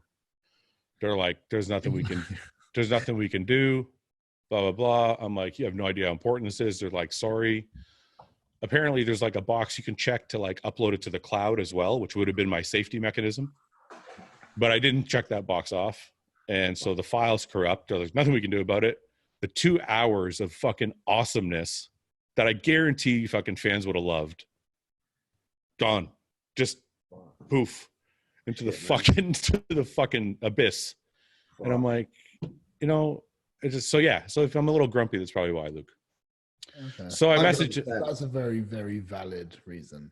I messaged, but the nice thing about Jay is this: I message him, tell him the truth, tell him what happened. I apologize profusely. I even said to him, I said, look, I'm so sorry that I wasted your time. I'll fucking fly out there if I have to do it again. Like, I'll do it in person with you if you want. And he messaged me back, and this is how cool Jay is. He's like, it happens. Don't worry. We're going to do it again. And I'm like, fucking okay, sweet. So, but now I feel upset because I like the interviews to be like as organic and raw as possible. Yeah, you know what I'm saying? Yeah. I think if you get rid of comes, yeah. Like James, you should have seen it. Like, yeah. Jay started talking like normal Jay. You've seen a lot of his interviews. He's talking about Ronnie. He's talking about his DVDs. But I got him talking about like his parents being divorced, and I got him talking about like almost losing to Victor, and I got him talking about like, it was just really, really like different shit. Yeah. So anyway, it'll get it back around, and we'll see how it goes the second time. Give it a little while, I would say. Yeah. So that it kind of resets, and you kind of forget a little bit. Yeah. Well, I thought two things. If I do it again right away, I've already got pretty deep with them into some of the questions, so I can actually push them even harder and get an even deeper interview. Yeah. Or if I wait a month or two, I can do it again, and then those questions will seem a little more fresh. Have you written any notes so you don't miss any points you liked? Yeah, definitely. I wrote like I have a fuck ton of questions written that I didn't even get to. I think as long as you just get rid of the elephant in the room, probably draw attention to the fact that you fucked up last time, make a joke of it, move on. So, you mean actually in their interview with him? I mean, I think that would just diffuse any weird awkwardness. Yeah, and it also causes conversation organically again. Yeah, that's true. Yeah. Anyway, but I'm fine. I'm over it. I'm just a little grumpy, so fuck you, Luke. Yeah. Well, I've learned my lesson not to interrupt. Sorry. Listen, I'm not really grumpy, am I? You snapped to me earlier. Everyone heard. You did. Did I snap? I was like, damn. Did I snap? Yeah, you're like, yeah, you did. Everyone heard it. I'm gonna delete. I'm gonna edit it. I'm gonna edit it out. Deserved it. I'm gonna edit it out. No one will know. Okay. Anyway, can we move on? I'm sorry. I didn't mean to snap. No. I can just tell you were a bit stressed. We're all a bit stressed because I mean, I know you sound like you're having a deep conversation with James when I came onto the show. Are you jealous that we started without you? No. Well, I was going to be like, what the fuck is going on? And then I heard James say the word mum, and I was like, well, I shouldn't dive in with that. Well, you said you were going to be late. James came on, and I wanted to ask James a few questions. So we got started. I was late because James had massage before me. And he was 15 minutes late and pushed me back by 15 minutes. You're so sensitive. I wasn't saying anything. I know, but it's this fucker getting his old man fucked up body looked at. Actually, I want to ask you guys how much, because Jay said this in an interview yesterday, how much do you think therapy has helped you guys stay healthy, especially with the way you guys lift? 100%, massively. Oh, massively. How can you put a number to a percentage to it? How often are you guys going? Like once a week? Luke's fucking 2-3 times a week, isn't you? No, it's probably twice every 10 days. Well, I'm typically once a week. Yeah, once a week at least normally. Do you think there's any way it can backfire on you? Because I always wondered sometimes, I'm like, is the massage, because I always wonder why I would get so many injuries. I'm like, is the massage the reason? Like, is it putting my body in a weird state? Like, or is it just randomly me? I think I don't know. It depends on the type of massage you have, because what I have done is usually just to make sure every part of my body is kind of firing properly. So like a nerve. So I never just get general massage. Yeah. Like if things aren't firing properly or certain joints are tight, it's just to make sure my body is just operating to the best it can. It's not just massage, if that makes sense. Yeah. So one of my therapists do that. It's almost like nerve realignment. Yeah, kind of. So it's like there's soft tissue involved, but only where the muscle needs it. That's right. It's very That's right. specific, and it kind of always constantly moves around my body because depending on how I'm moving up and how I'm shaping and things like that. And it's massively helped me prevent injury so far. Massively. Did you ever have a therapist do any nerve testing on you? No. So what do you mean? Well, it's not like with a machine, but my osteopath back in the day used to do this test on me. He'd lay me down on my stomach and he'd pull my pull my foot up. And he'd be like, hold your foot up, and he would try and pull it down, right? And he'd pull it down, no problem. And then he would adjust my sacrum, which is the bone at the bottom of your tailbone. And he would do it again. He'd be like, okay, now let's try again. And he couldn't fucking pull my foot down for the life of him. So strange, isn't it? And he said it's literally just like your nerves are out of line and it's not firing properly. Yes. So that's the kind of massage I would get for a little while. It was just literally realignment. I have that kind of stuff and chiropractic work. Yeah. That's why what me and James were talking about before you got on was the importance of finding somebody not only that has the brute force to do a good massage, but has the knowledge to like back it up. You know what I mean? Actually don't think you need that brute force. I think that's not necessarily, no. I think it's a mistake for a lot of us. Just because we're big, we have a lot of muscle, doesn't mean it needs to be pounded to fucking oblivion. You know? Yeah, I think if you're very accurate, you get even the smallest of guys will be able to. You know, if you don't have surgery, you'd hope you would use a fucking scalpel, not a meat cleaver. Yeah, you know? You want, you know. Well, I actually think that you're right because I used to see one therapist who used to just destroy my quads, and I would always get these little tears in my upper quads, and I think it was because there's too much trauma done to them. Yeah, well, yeah. If you're, I mean, you remember training breaks down muscle, right? That's right. Yeah, and that's probably not as aggressive on your muscle as very extreme massage. But as a meathead, we always think more is better. Yeah. So I would think the more pain I can endure, the better the massage is. So this guy's like literally just like grinding through my fucking quads, right? And yeah, it was horrible. You know what he did to me one time? He fucking he laid me on my back and he put my hand like outstretched next to my body, and he put his knee on my palm. And then he proceeded to put both thumbs between my biceps and strip out my bicep. So my hand was all the way laid out flat. I couldn't move it because his knee was on my hand. It's the most painful shit I've ever endured. But I don't think, I think you're right. I think it might've been overkill at the time, but I just didn't know, man. I was trying. Yeah, you don't remember, like, massage should be to help your body remove a lot of scar tissue. I would imagine. I'm not a therapist, but if you're just, that kind of shit has got to be damaging the tissue. It has to be. If you did that to a steak, it'd be tender as shit. Yeah. You get your fucking knee on it and you say, yeah. It's true. All right, let's get to a few more. Okay. We've done like 2, haven't we? What? We've only done like 2. Yeah. We should get some of these. You guys want to keep the Arnold's predictions for another show or do some now? We should do it the one before because it's quite, okay. I think it's a little early. Okay, what do you got? That's a boring question. Okay, let's ask it anyway. What do you guys think about the situation with China banning all the AAS raws? Will prices go up or quality will go down?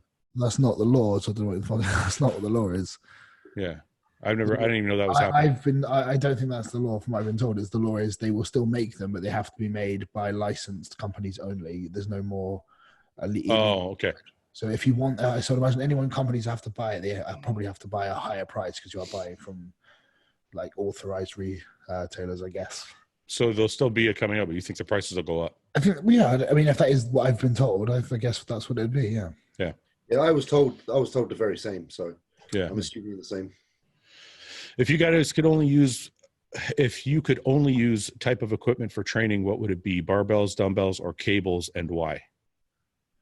Yeah, how many? Which one are we allowed to pick? One of the yeah, three. I think he forgot a word, but I think he's saying, what would you pick, one or the other? Obviously, I would pick barbells. I likely would go barbells as well, I think. Yeah. Luke or James? Yeah, I think that's an obvious answer, to be fair. Yeah. You can cover most things, can't you? Dead stop, barbell, shoulder press, or normal presses? I prefer normal. I like dead stop. It's fun, but I do feel that I get more out of continuous tension.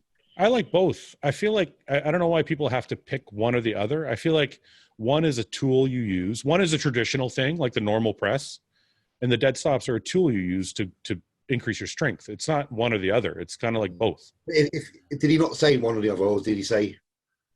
I think he's implying both. He said dead stop, barbell, shoulder press, or normal presses. Oh yeah, no. If you or is he asking which one's better? I think that's what he's saying. But well, I guess if you're saying which one's better, normal presses, right? I would assume. I would say so. Yeah.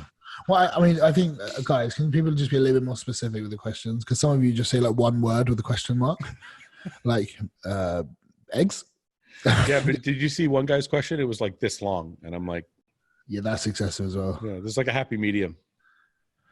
Okay, so carb cycling for quality mass gain. What's your thoughts? You guys makes my morning fasted cardio really enjoyable. Thank you, Coleman. What do you think about carb cycling for mass gains? I actually do. High enough, then yeah. James, go ahead then, Luke. Yeah, I was just going to say, as long as in the process of a period of time, the calories are in surplus, then it will work. So you can cycle if it makes you feel better. Then why not? It'll keep your sensitivity a little bit higher if it does get a little bit dwindling. I'm not sure what I feel on the insulin sensitivity personally. I don't know if it really does take a fucking massive hit or not. But at least with that, then you have like a kind of second certainty that you're looking after that side of things as well. Well, you likely wouldn't have any insensitive issues because of how hard you. Well, that's what I'm saying. It's like, oh yeah. Well, but he's just saying, is it good for mass gain? Do you guys? Yeah. Well, I did it with Justin Harris. The year I went from placing 6th in the supers to winning the pro card that year. The off season, Justin had me quite aggressively carb cycling, and it was really good. Yeah, I think my personal opinion is carb cycling for mass gain is good if you're trying to stay leaner in your off season. Yeah, I think so. Can I make these 2 announcements, please? Just because people ask me and I feel really bad. So I want to read this. This guy, his name is Johnson752691, and he says, "I'm getting married soon to my wife. To be my wife." Wait, what is it saying? "I am getting married, and my soon-to-be wife makes fun of me because I would rather watch videos like yours than TV. So maybe if you could give her a shout out. My name is Jason, and hers is Nicole. So we should all wish them a good luck." You're supposed to say the first bit on air. Yeah, why not? I don't know. I feel like Not supposed to. I want to give him a shout out. I don't fucking know. I'm supposed to do it. I'm not a fucking baller. I don't know. Shout out to Jason and Nicole. Good luck on your fucking marriage. I don't know. That's all. That's it. It's cool. It's cool. No, I was just wondering because I'm like, I think you're telling us what he's telling you. He is. I was, but I'm like, why not? So shout out to Jason and Nicole. And I have this is another one. I'm going to read the whole thing, Luke. Should I read the whole thing or no? I don't know. You be the judge. Just use your brain. Okay. I'm going to give out a shout out to Steven and Georgina. I hope you guys have a great marriage and a good luck on your future nuptials. Is that good? Is that better, Luke? I don't know why you're a thespian. I don't know why you haven't told us about your theatrics before. You are magnificent. What are you talking about? It's brilliant acting. Brilliant. I'm not acting. It's right here. I know. I'm saying, but the delivery of those lines was just poor. Whatever, man. Fuck you. I'm doing my best. No, I'm actually giving you a compliment. It was good. It's perfect. I feel awkward like doing shout outs, but people like, yeah, good luck on your marriage, man. Fuck you. All right, I'll send them to you from now and you can do them. All right. Fuck that. All right. When you do your carb cycling, do you do low days and high days, or do you do low, medium, and high days? I shall answer this just because I can just kind of briefly. Go ahead, Luke. Justin gave me he basically did very, very low day on a rest day. So if I wasn't training, it'd be very high fat, very low carb. And then I would have a normal training day diet, which would be medium. Yeah. And then it'd give me between 1 and 3 very, very high days a week. Like back, legs. Not necessarily. Normally on a weaker body part. Oh, on a weaker body. What do you think about this theory about doing the highest carb day on your day off so you can refuel glycogen, and the lowest carb day on your heaviest training day? No, I don't know if that's a good idea or not. Just to burn more fat on that day, you know what I mean? Yeah, maybe, but I would just use I would Because you're going to be loaded from like let's say it kind of makes sense, but like just like let's say for example Wednesday you had a day off. Yeah. So you do your super high. This is kind of something I like to do, to be honest with you. Okay.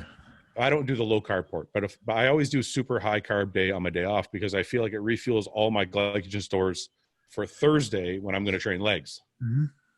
But if you're trying to burn fat too, would it make sense to do a low carb day on the leg day? No, I don't think so. I don't think so. Okay. Let's just. I feel that if you're training hard. Yeah, training hard is going to accelerate metabolism. If you're off season, I think if you're off season and you're just going to be stuffed all the time, and you have a real high day, say the day before. Yeah. On the day of, you might want to eat less because you're going to be full. You're going to be full of food. You're maxed out, but you want to keep an emptier stomach for legs. You know, like you don't want to throw up everywhere. So that in that respect, it might work. It actually makes a lot of sense. But you're off season. If you're doing that dieting for a show, I think that's a bad idea. Yeah. My best results personally have always been lower carb day on rest day, in all honesty. And that's even though I'm not doing that now, I'll be honest. And like you just said there, kind of prioritizing carbs with body parts. So, you know, say back day, higher carb day than arm day, blah, blah, blah. And that was actually, to be honest, when I had my best results. When you get really, really close to the show, though, I think it is a better idea to put it on your rest day and just completely replenish. Yeah. Because to be fair, I've never come into a show looking how I want to look, so that makes. Which is, well, you know, the thing about that is it's interesting. There's that same approach going to be applied in completely different areas. You know? Yeah, the day that my best setup, and I'm only going to talk about the one day, I guess, that is I like my day off to be high carbs but clean carbs. Yep. And then the leg day, I'll do a big breakfast, but my smallest meal of the week is my pre-workout meal for legs. Yeah, but that makes sense. That's kind of what we were just getting at, but it's smaller. Yeah. Okay. What's your favorite back exercise for thickness, James? I really like the T-bar variation we do, Luke. Yeah. What's the variation you guys do? Yeah, it's not with a traditional grip like that. It's actually with a barbell grip.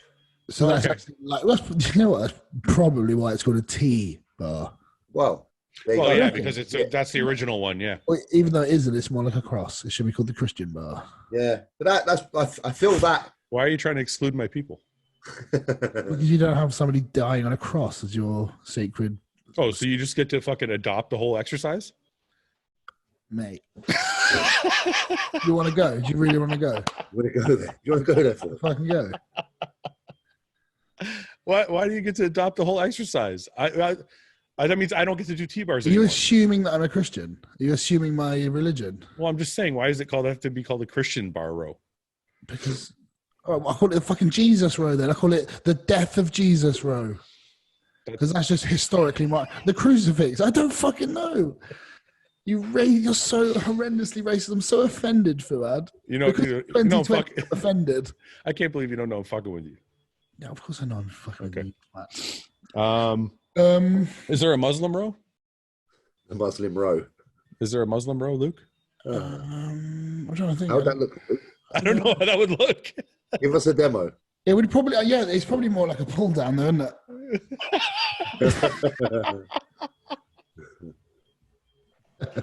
Starts high up. Yeah. If anybody really starts listening to the show, we're so fucked. Like if it ever gets bigger, it all comes from a nice place, and we're not poking any real fun. We should poke fun at everybody, even ourselves. And you assume that I was a Christian. I can't believe you did that. What are you again? You're agnostic? Yeah, I'm a Scientologist. You're an atheist? I'm anything I want to be. I'm spiritual. I'm air. I thought you were an atheist. You're an atheist, aren't you? I'm kind of, I guess I'm agnostic. I don't know. I'm not anything. Okay. What is that called, though? I can't believe you don't know I'm fucking with you. What is that called, though? What, agnostic? Yeah, that's what I said. Agnostic is when you haven't made your mind up. You don't really know. Yeah. When do you think you're going to make your mind up? I'm definitely agnostic. When do you think you're going to decide? When I see the light. When it's too fucking late. You know what? I've heard so many people I've heard Jesus talk to me, but I didn't hear anyone say anything, but I heard him talk to me. That's the thing that I can't get my head around. What do you mean? It's like when people said, when people, I almost feel like, it's like, did you not maybe just get a nice, just a randomly good thought? Oh, I see what you're saying. It's just very odd. I understand it. Yeah. I mean, All I right. love it. If God speaks to me, I'm on his side. How do you All I need is for God to tip the ball in the net by proving to me that He's real, and I'm on Team God. What would it take for you to be religious? Honestly, Knowing it's real. of course, but what can you give me an example of what that might take? I don't know. God's sticking his fucking arse out the clouds and be like, "Look at this." That's a big ask. That's a big ask. I don't know. Just fucking, I'm just eating some Cheerios, and he just spells God just by changing two of the Cheerios, one into a G, capital G, so still a bit of an O, and into a D, and just leaves it in the bowl. If he does that to me, it's a really hard question though, honestly, if you think about it. No, because I'm not very religious at all, and I'm like, I think to myself sometimes, what would it take? Morgan Freeman to turn up as he is in Bruce Almighty, in a white suit, with that massive filing cabinet. Yeah. All right. That's a tough question. What would you do, James? I don't know. I could get to. This is a question for another time because I could go for 4. James, are you religious? No, I'm always questioning, so I could go for hours. That's why. But are you questioning, like, okay, some people are not religious like me, and they just don't care. I don't question. I don't give a fuck. It's just not part of my life. Are you one of those people that is like questioning all the time, or you just don't care? No. It's more like I'm a human being. The universe is very, very large. Science and common sense tell me that God likely isn't real, in my opinion. No, I got yours. So I just don't know whether I think anybody out there really understands what is actually going on. No, I agree with you. But what I'm asking you is, do you guys actually think about it on a daily basis, or is it something that is kind of out of your head? I do think about it quite a lot, actually. I think it really is a circumstantial thing, because it's like you only think about religion when you've lost someone who is very important to you, and you're wondering if they're okay. Yeah. So if you still contemplate their well-being, and if you still wonder and hope that they're still happy, that's when it comes into question, because there's a line where you're like, I want them to be happy, but that means that I want them to be...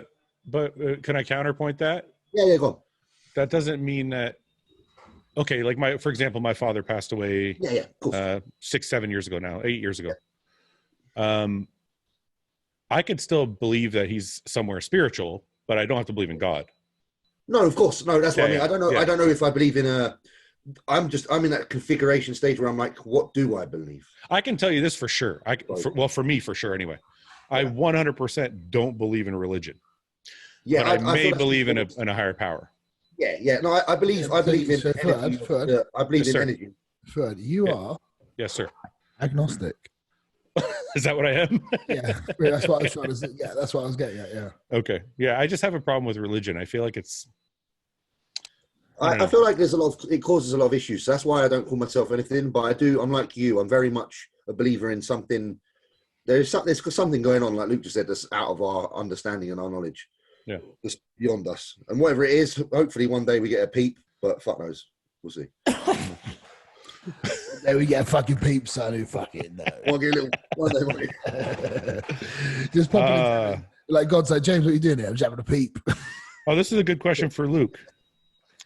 It says it's for me, but I think Luke would know because he used to drive a far away. A question for you. Oh, it says for you too. Okay. Anyway, how far do you think is a reasonable distance to travel to a good gym? I travel 30 miles to Fully Pumped in Norwich, and my family think it's crazy. It takes me about 45 minutes, but the gym's worth it. Luke, what do you think? Okay, well, I can answer this because I trained at Muscleworks for over. That is a very good gym, so I can understand why it's not wrong. Yeah, Fully Pumped is an awesome gym. Okay. I trained at Muscleworks in Orpington, so Muscleworks Orpington, for probably 18 months, and driving probably 35 to 40 minutes there. And on the way home, sometimes it would take me up to 3 hours to get home because of the Dartford crossing. Yeah, which is a toll crossing with traffic. Yeah, it was a fucking nightmare. Yeah, which is why I moved here. So yeah, I think it is worth it. If your gym's worth it, yeah, I think, and it's if it's a consistent 45 minutes, you're lucky. Yeah, I think it's worth it. I think it's 100. When I lived in Toronto, we bought a house in Brampton, which is one small city in Toronto or in the GTA area, and then I drove literally I think it was just half hour, not 45 minutes, but I didn't care. It was like, I think training at a good gym is important, man. It's worth the drive. Yeah. I mean, it takes half an hour for you. I do about 40, 45 minutes, don't I? Like most days now, because when I leave, it's like that.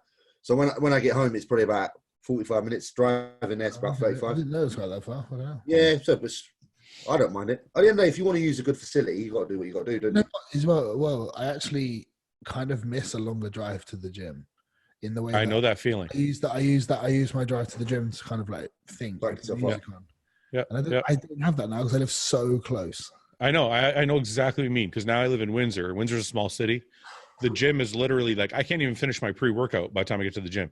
Yeah. How long does it take you to get to the gym then? What's that? How long does it take you to get to the gym? Now it's like fucking around the corner from my house, like literally 5 minutes. This is great, isn't it? It's great, but I know what you mean. I miss driving the half an hour because I would take my time and drink my pre-workout. It would kind of sink in, and so there is certainly a bit of charm to having a bit of a journey.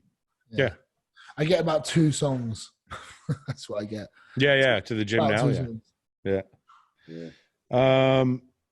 I find that many guys, especially ones on gear, say they don't need to stretch, foam roll, do any chiropractic adjustments, no massages or therapy.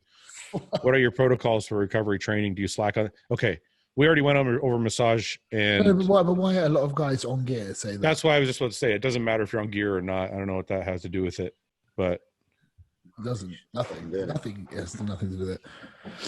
Okay, I believe if you do any kind of weight training, it's a very good idea to do whatever's in your budget, whether that be massage or just buying a few bits and pieces to do things at home, like foam rolling, using a lacrosse ball, using myofascial, like the guns. If you can do whatever you can, stretching, it's all important. If you want to perform better, if you want to grow better, if you want to be injury free, you should do it. Yeah, I think this was just phrased wrong. I think she's just trying to say, can you tell bigger guys that they need to stretch? Yeah, you do it. That's what I mean. That applies to everyone. If you can afford therapy once a week or twice a week, absolutely do it. If not, there's so much you can do at home. Buy a good book. Buy the Becoming a Supple Leopard. Buy that. Has everything you need. Foam roller, lacrosse ball, maybe one of those massage sticks. You have everything you need there to get the majority of it done yourself, and your body will look and feel so much fucking better. Yeah, I agree. You know what? There's really nothing you can't do at home. Like if you have a foam roller, a massage gun, a lacrosse ball, and like an inversion table, there's really nothing you can't do at home. Yep. I mean, the only good thing about a therapist is obviously a therapist is massively handy because they will be able to diagnose things. Well, no, I mean, if you can afford it, of course. Yeah. And I think a therapist always wins, always. But a good therapist will also give you a lot of stuff you can do at home to help. That's right. Yeah. How do you guys think the mass monsters cope with not being as big after their careers? How do you think you guys will cope? I'm excited about it, actually. Yeah. I'm definitely not as big as I was a few years back, and I'm upset about it now because I want to compete one more time. But once my career is over, man, I plan on being like 220.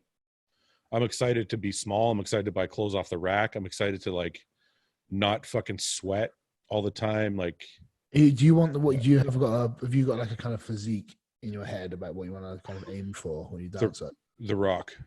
So you want to be really tall, good looking. Yeah. Yeah. Right. Brown, I guess. Okay. Can we rephrase? Fine. I'll rephrase. I'd like to have the muscle mass and conditioning of The Rock. Yeah. For me, on my frame, that's like 230, 220. Yeah, cool.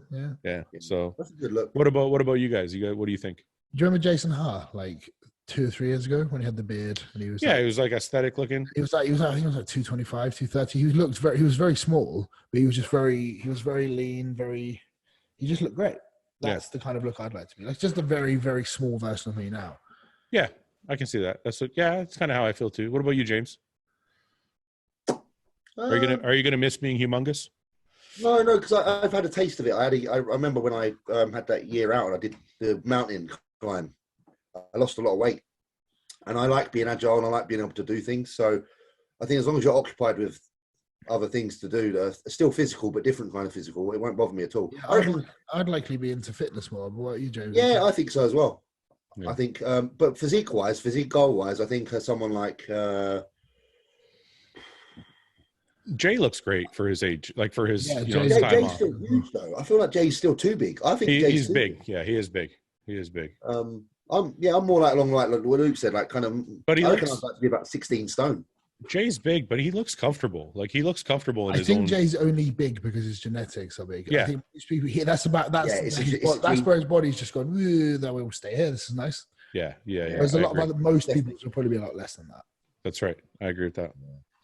Okay. A separate question kind of attached to that is, how do you guys feel? I mean, you guys got a long way to go. So I don't know. I don't know if you'll be able to answer this, but how do you feel about, like Dorian talked about the 2 years or 3 years after bodybuilding where he went through like a depression because he kind of didn't know who he was anymore. Yeah. Do you guys feel like you're going to go through something like that? Or do you have kind of a plan as to how you're going to exit and still remain? I hope that we know enough now to be able to set something up prior to that occurring. I think Luke's the same. I think he's knowledgeable enough now because of previous people and their experiences to put something in place, to be a little bit more prepared. I think we're all going to go for it, don't get me wrong, but to what severity is another answer.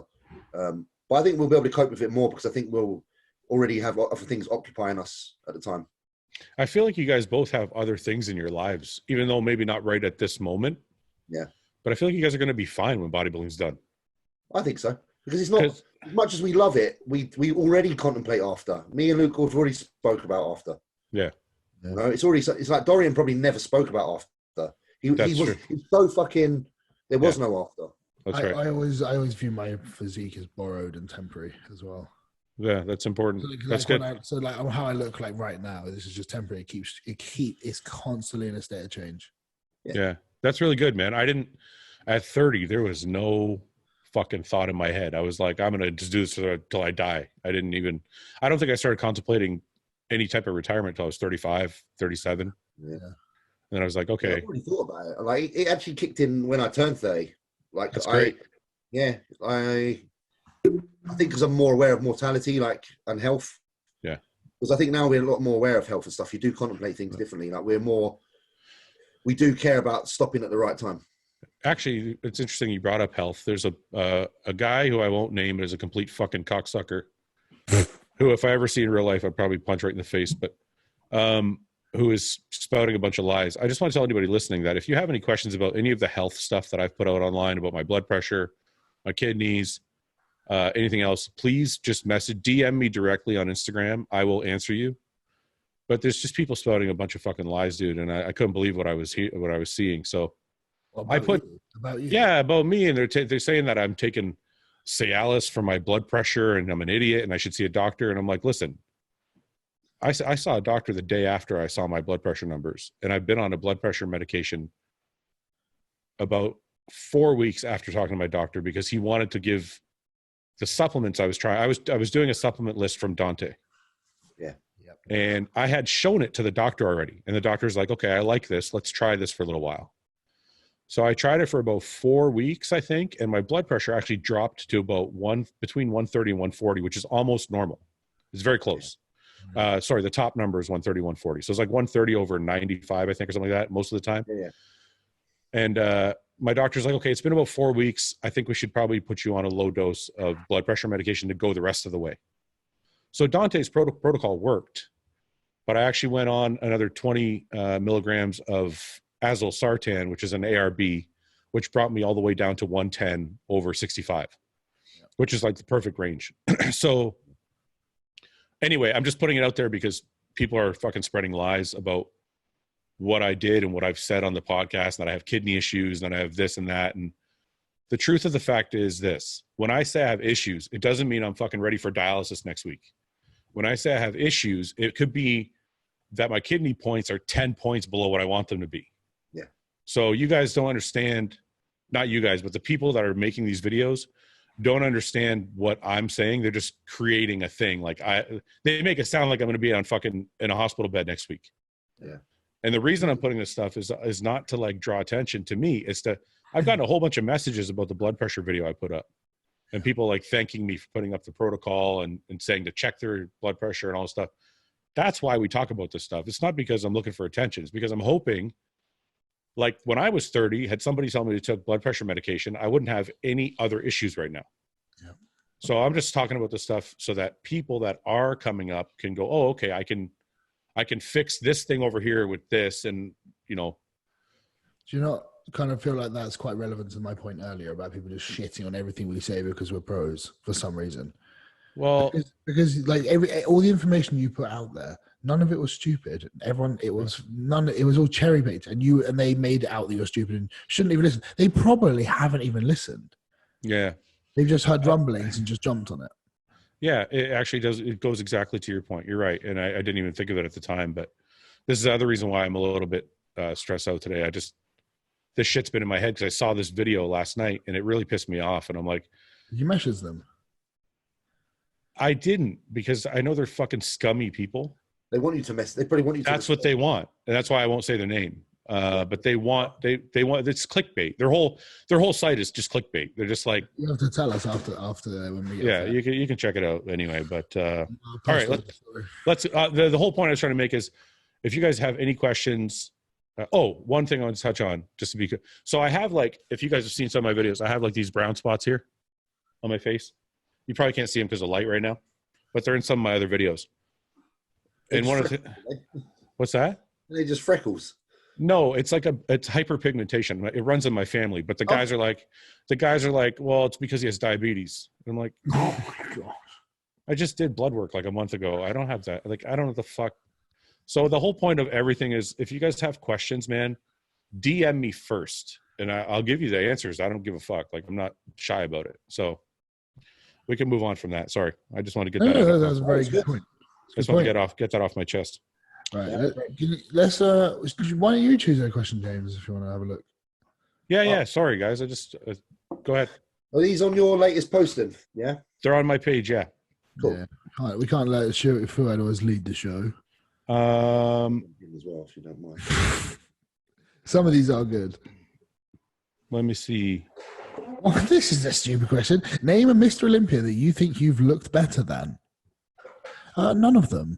What? I can think of one. No, there's a few, Luke, you look better than, mate. I can think of one. And you as well, Ford. Ford? I said Ford because I got Ford. He's got an accent. It's my accent because I don't say the word. I don't go Hollingshead. Who do you think Luke beats? Most of the early ones. Going back all the way to like Larry Scott. Yeah, we have to go all the way back. You're better than Arnold. That's so bold. No, you are. If I said that, I'd get lynched. Arnold, no. But if you cut Arnold's head off, and nobody knew it was Arnold, they wouldn't pick Arnold over your physique. Yeah, and that's just being brutally honest. And I know people say under this video, James, you can't. You're a cunt. You're a cunt. But that's That's just me. Everyone's entitled to that opinion. Well, the truth is, you've got more muscle, more fucking separation. You're leaner. You're bigger. So you're a better fucking bodybuilder. But that's a Arnold was the mass monster of his era. So exactly. Obviously, we're cherry picking like 30 years ago to be able to win. Yeah. What's the most recent Mr. Olympia you think you could have beat, Luke? Do you think you could have beat Frank Zane? Yeah, go on. Eric, fuck it. Fuck it. If we're going this far, all of them. Fuck you. Right. But it's completely different. Who was before Lee Haney? Samir Bannout? I think so. Yeah. Samir was really good. You think you could beat Samir Bannout? I honestly don't know. It's different. Samir Banout's pretty impressive, and he's fucking peeled back. And he was Lebanese like me. I don't think you could beat him. He was brown. Brown. Oh, that goes to your shitty point about brown guys having bad backs. Samir Bannout only had one of the best backs ever. Just because of how shredded it was. No, he had great lats. Yeah, I know. It was his rear double was just retarded, wasn't it? But even his lats, very, very good, very, very good pose. Lovely pose. Who was before Samir Bannout? Eric Dickerson. Chris Dickerson. He's a football player. Sorry, Chris Dickerson. Yeah. I don't know. I kind of didn't really consider any of those like a real answer. Well, it's not. We're just fucking around. Yeah, but in terms of like the most recent. Okay, wait. Could you beat Franco Colombo? Yeah, that's a tough one. Could you blow up a water balloon, a water bottle though? That's fucking retarded. That is. It is. Yeah. It's fucking mental, actually, when you think about it. A hot water bottle takes a lot of pressure. Have you felt one of those? Yeah. Like they're made of? It's so dense. Yeah, he is strong as fuck, man. Yeah. Oh, man. All right. Any tips for a teenager at the age of 16 trying to become a pro? I know it's not a question, but I'd like to hear some tips from the best. Okay, this is a good question. Stick with it. Yeah, just be very consistent, but keep an eye on your broad strokes. You know, just make sure you're eating your meals and you're training and you're resting. Whatever you do in between doesn't really matter. Enjoy yourself. Don't restrict your life, but keep doing what necessarily needs to be done. You know, just do it. Be consistent, and it will come as quick as it comes. I think if we just go back, if he just goes back to the conversation we had about broad strokes, that's what he should do at 16. Yeah. Learn to be the best at the broad strokes. This guy says, I'm looking for these questions as well, Fouad, but I'm just like, let me know when you pick one. I'm going to ask one until you find one. You're you really like. far away from your mic the whole show. Now you're like, blah, blah, blah, blah, blah. sorry. I got excited. I got really excited. Mostly for food. Speakers out. Since the other guys have supplement sponsors, rather than owning their own supplement company, if you had to be with any supplement company right now, who would you want to be with? What company do you think has the quality supplements and good athlete lineup? Okay, if I was going to be with any company right now, I would probably pick Redcon. I'm not saying that for quality of products. I haven't really looked into their products, so I don't know how good the quality is. But just why would you not want to be on a team with all your friends? It's a cool fucking place. Yeah, like when I was with Muscle Tech, I got to be on there. I was the youngest guy, so I got to learn from like Johnny Jackson, Durham Charles, Dexter, Jay, fucking they're all Branch. It was really awesome being on a team like that. SciTech had a really good team. We had Cedric and Sean Roden and Max Charles, all these guys. So yeah, so if I had to pick a team, it'd be Redcon, just because why not? I'd be with Luke and James and Cedric and fucking awesome. Yeah, it'd be a great fucking team. Yeah, it is awesome. Best memory when you were coming up, James. Well, best memory coming up like in bodybuilding. Probably winning. Not in like skating or like banging. What's your fondest ever memory, James? Ever. No, my best bodybuilding one was probably when I won how I felt at the time was when I won the British as a junior. Okay. Because it was like the first big win. I was like, wow, I'm the best junior in the country. I thought it was fucking awesome. Really? That stands out to you more than getting your pro card? Yeah, kind of, because it was the first win. Like, and I felt that I was looking up to like people like Flex Lewis, and I knew that he was junior Mr. Britain. And I thought, if you get the junior title, you're gonna fucking turn pro one day. You're following in the footsteps. Yeah. So as long as that that came to fruition, then I felt like everything else would come. Yeah. Luke, what about you? Third of the Arnold. Yeah, that's big. Yeah. That when I did that, I was like, you know what, I can go all the way. Yeah. Yeah, definitely. You know, it's funny. That's what Jay said yesterday. I said to him, "Did you always know you could be Mr. Olympia, or was it something that came on as you went?" And he said, "Once I took second to Ronnie in 2001, you know, yeah, I knew I could do it." Yeah. So it's interesting that you're in the same place. I like that. I think you have to believe it, though. You have to believe it, otherwise it's not going to happen. Yeah. Mine wasn't even... I'd love to do what Eddie Hall did, just win one and fuck off. He'd never do that. Olympia. He won. I probably would, actually. You think you'd leave after... If you won the Olympia tomorrow or whatever, this year, you think you'd walk away? Yeah. No way. You're still 31, man. Yeah, I probably would. That means you could win like 8 more Olympias. It doesn't necessarily mean that. I'm not Mr. Consistent, am I? Imagine that you won, and the next week you just show up like a fat slob. Yeah, it'd be so much fun. It'd be so great. But they would have to gift you like second place. Yeah, because that's what they because that's what they do. Show up in like guest posing condition.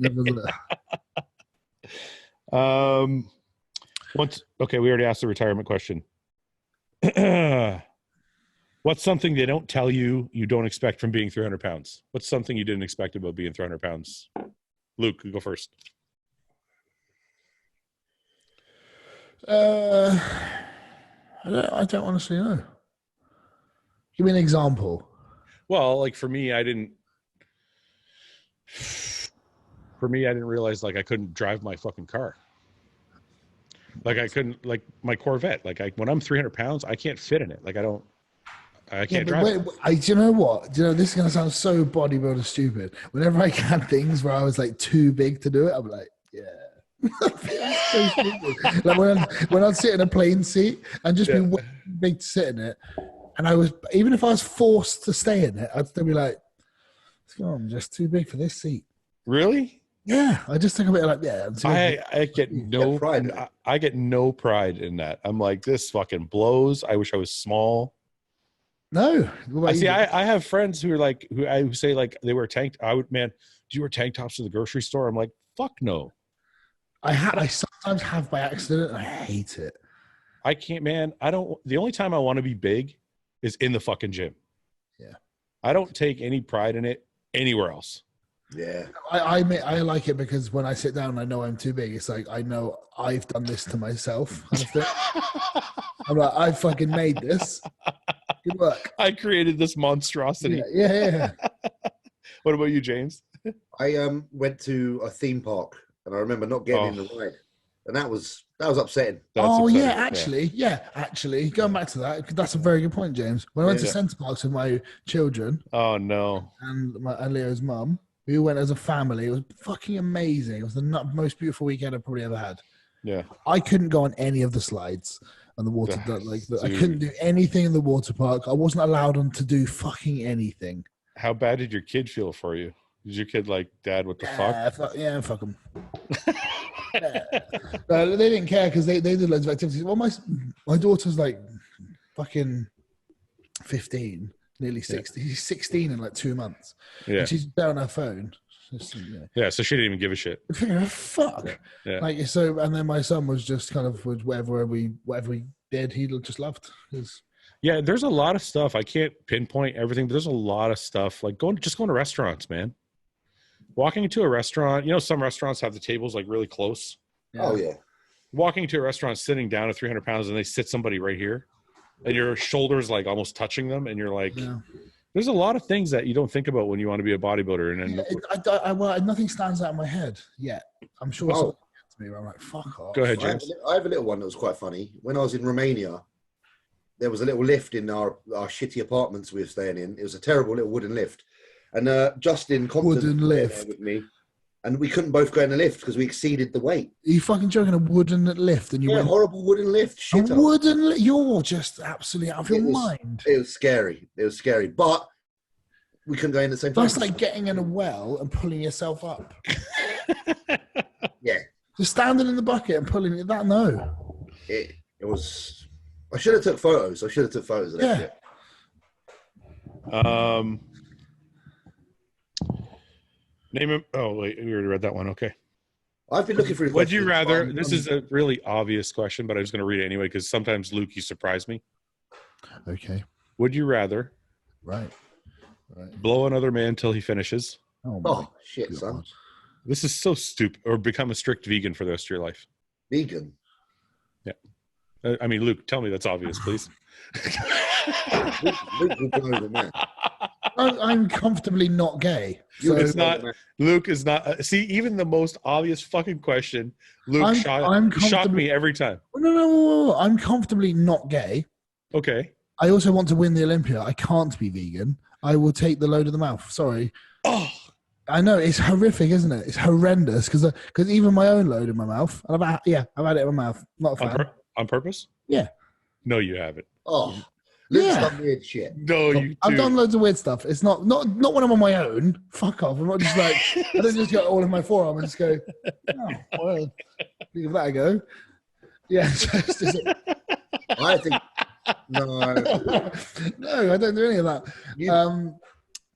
But now I can't even remember what the point of the question was. Now I want to know how that occurred. I'm wondering if Luke can suck himself off. No, I can't. I want to know that. I can't. But I'm just thinking that this is the way my mind works here. Right. I've got to suck a cock until it comes. That's horrendous. But if I have to turn vegan, I can't earn my money. I can't do my job. So I'm going to lose all my sponsors. I'm going to do shit because Game Changers is a little cunting shite. It's absolute bollocks. So being a vegan and a professional bodybuilder is dumb. So I'm going to lose all my sponsorship. I'm never going to win the Olympia. Never going to achieve what I want to achieve in my life if I don't suck this cock. I need you guys to talk. I'm going to suck this cock. You guys are going to talk this over for 2 minutes. I got to go take a piss. Yeah. Come on, James. It's not, when I say it like that, it's not that bad, is it really? What if the man, like, what if you're making eye contact? Listen, I'm not looking at the cunt. I'm just, What he's if you stuck it have- through the wall. I mean, he's stuck it through the wall. And I'm doing this because I know I'm not gay, so I don't care. You can't change the situation. You can't say only if the cock goes through a wall hole. No one's written in this little mini contract. I have to look at him either. That's too much setup. You can't. This needs to be. Well, why am I looking at him? This is like. I'm not looking at him. This is a man there with his zippers undone, saying, "Luke, why has he got zippers on?" It's the guy from fucking Team America. Spotswood.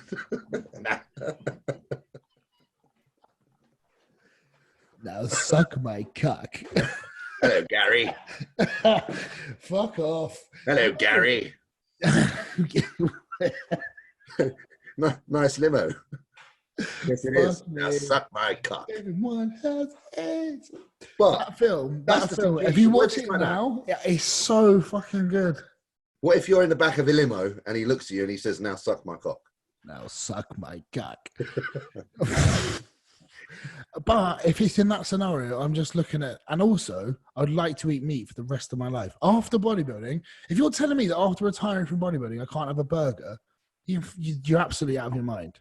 You can have one of them fucking plant-based burgers. I had one of those in the States when I went to Florida. One of those Impossible Whoppers. Was it shit? It was okay. It was just really dry and like bleh. But the ones that we have over here actually bleed. Like they're designed to look like meat, so I don't get that. Yeah, it's weird. It's weird how a lot of vegans will indulge in the act of eating meat. Well, it's like the burger that is created for the vegans here is designed to bleed like real meat. Yeah, I know, but don't you think it's funny that, like, if you're ethically against eating meat, why would you partake in an activity that is like copying the act of eating meat? But also, all these places like KFC, yeah, that sell a vegan burger. You're telling me a vegan's going to walk into KFC, yeah, and be like, "I'm going to order the vegan burger in a place where they've mutilated and fucked up loads of chickens." All right, what do we decide? Is Luke gonna suck a cock? Listen, no, it's a hypothetical option. No, this is what's actually going to happen. This will happen. You have to decide if it's going to actually happen or not. Like, would you actually do it? Yes. Really? Yeah, but can I stress? I'm not gay. I'm very comfortably straight, so I don't care. But that makes it worse. That's my whole point. I know, but I would rather have that than never eat meat again. I want to achieve things in bodybuilding, so I need meat. Also, after bodybuilding, I want to eat whatever food I want, which is primarily fucking meat based. You're officially the most passionate bodybuilder on earth. No, forget that. After bodybuilding, if bodybuilding fucks off tomorrow, I enjoy food. Yeah. You're telling me I can't eat meat for the rest of my life? My favourite. I'm going to quickly do what Fouad did. I have to go to quickly empty the... Okay, go. Yes. I got to go because I got to eat, so... All right. How many more should we do? I don't know, 2. Okay, 2 more. Do you know what, as well? I can't believe I'm going to get so much backlash for this, but my answer is brilliant.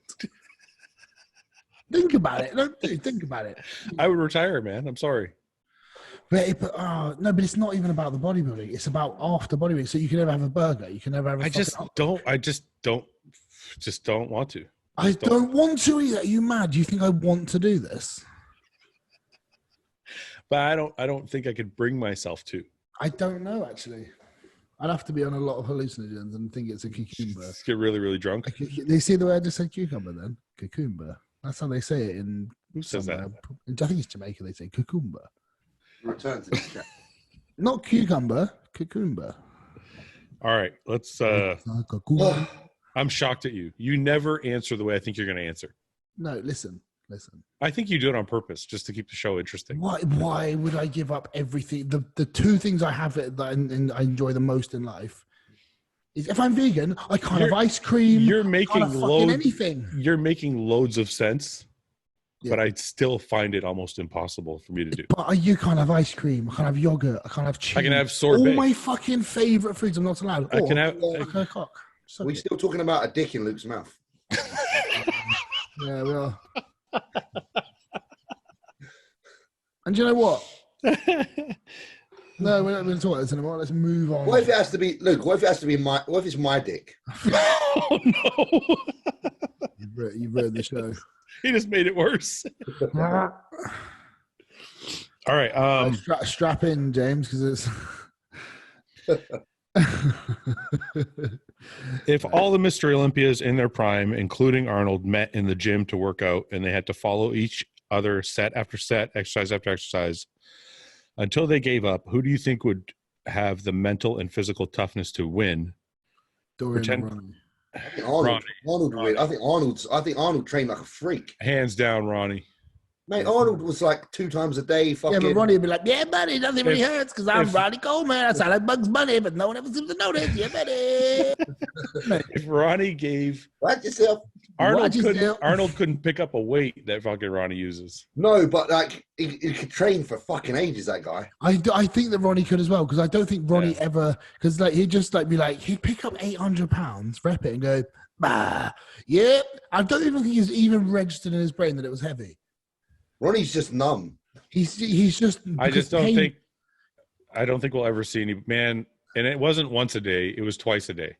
Yeah, he's a freak, actually. Like it's just you can't fucking top that. It's absolutely mental, isn't it? Yeah. You know what? I've never seen many interviews with Ronnie today about training. Yeah. No, I have. Not really.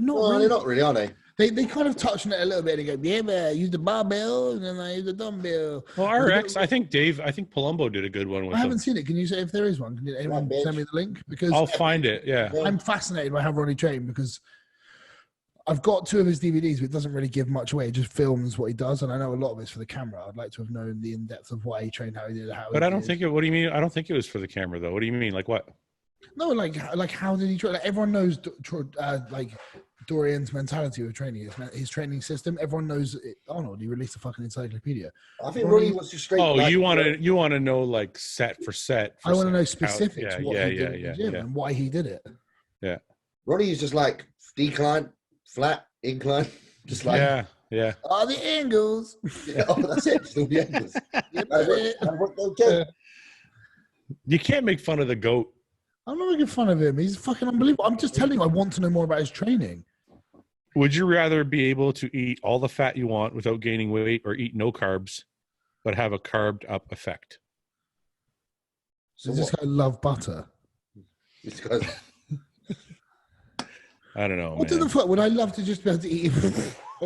Silly fucking That's question. the weirdest question ever, actually. Say it again. Say it again, please, because that doesn't make any sense. Would you rather be able to eat all the fat you want without gaining weight or eat no carbs but still have a carved up effect?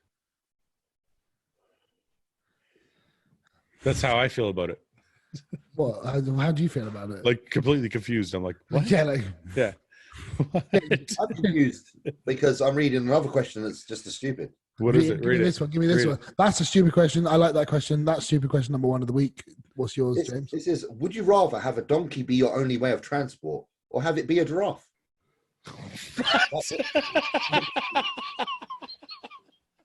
Like, why? What the fuck? I would rather have a giraffe. For fuck's sake. I'd rather have a giraffe. Yeah. Because I sit up high and Who wrote that? Because that is funny. Who wrote that? Fucking his name is Alex Scott Nelson. Oh my god. Prick. That was I think a giraffe if we're answering. Just for the record. Would you rather so the other one, would you rather eat no fats? I don't care about that one anymore. Oh no, if you would rather eat all the fats and not get fat. I would love to be able to eat all the fats and not get fat because I'd be dieting for a show getting the peanut butter out. Like, no, I'm gonna smash this. Yeah, that's true. Yeah, that's true. All my meals would be salmon and steak. Luke, what Marvel or DC character does Fouad most remind you of? For me, it's Wolverine. I already answered. Oh, you already answered. You fuck. Who did you say on it? The Blob. You're such an asshole. You're a dick. Hey, are you going to watch the fights this weekend? Yeah. You owe me one. Yeah. You're not. That was an accent. You pulled an accent on that one too. Oh yeah, accent. What accent? Fights. So, yeah. What fights? The Conor McGregor and who's the other guy that I don't know because I haven't been paying attention. Who is it? Donald Cerrone. Yeah, Donald Cerrone and Conor McGregor are fighting this weekend, mate. I don't know why. Have you had? Do nothing. Mate, I keep talking about it. Do nothing. Are you going to watch it, James? Do you watch fighting or no? I might because he's Conor and he's quite funny. But you don't watch fighting otherwise? Not really, no. Why don't you guys don't like? Why not? Why don't you like it? Because we do it over here in the streets when we're kids. Oh, here we go. No, it's just I don't, fighting isn't the same here. Fighting is like I think fighting's more naughty here than it is everywhere else. Yeah, but there's a huge UK fan base for UFC. Yeah, of course there is. But when you also you're talking to bodybuilders, we don't really we're I mean, as you can tell by looking at us, we're all about how attractive we are. I'm too busy. I'll be playing the Nintendo Switch, playing fucking Super Mario. Yeah, really? Like a real man. Like a real man. That's what I do. I like Super Mario. I can play Super Mario. Super Mario's great. I can't play the new games. They're too complex for me. There's too many buttons. That's what I was just about to say. It's like a fucking controller. It's got like 15 buttons on it. I'm like, what do I do with this shit? I'm pretty sure hasn't the PlayStation controller been pretty much the same since the PS2? Yeah, but we're talking about Super Mario when you get the Nintendo NES. When you had to fucking... Oh, yeah. You had direction and you had A and B. That's it. Yeah. When I play Mario Kart with Leo, we have the steering wheel. Oh yeah. Controller it, and then you just steer. Yeah, that's great. That's fucking sick. Fouad might manage with that. Fouad would be able to do that. Yeah, I can do that. Yeah. Anyway, all right, let's do one more and then we'll go because we've been on for 2 hours now. Fuck me. I'm going hypo. Yeah. I'm starving. I'm going to actually, yeah. Okay. One more. Just one more. Phew. Enough of the bodybuilding questions. What do you guys like to do outside of training? I know Luke has his Tinder game, and Hollingshead works part-time in a Foot Locker. What? James, do you work in a... No, he's fucking with you, Fouad. He's fucking with you, man. I don't know what the fuck this is about. Okay, let's move on to the next question. When should I mix in a little Deca?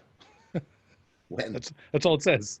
Well, when should I mix in a little Deca? Just do it, mate. Just do what you want. Do it. Fucking go, son.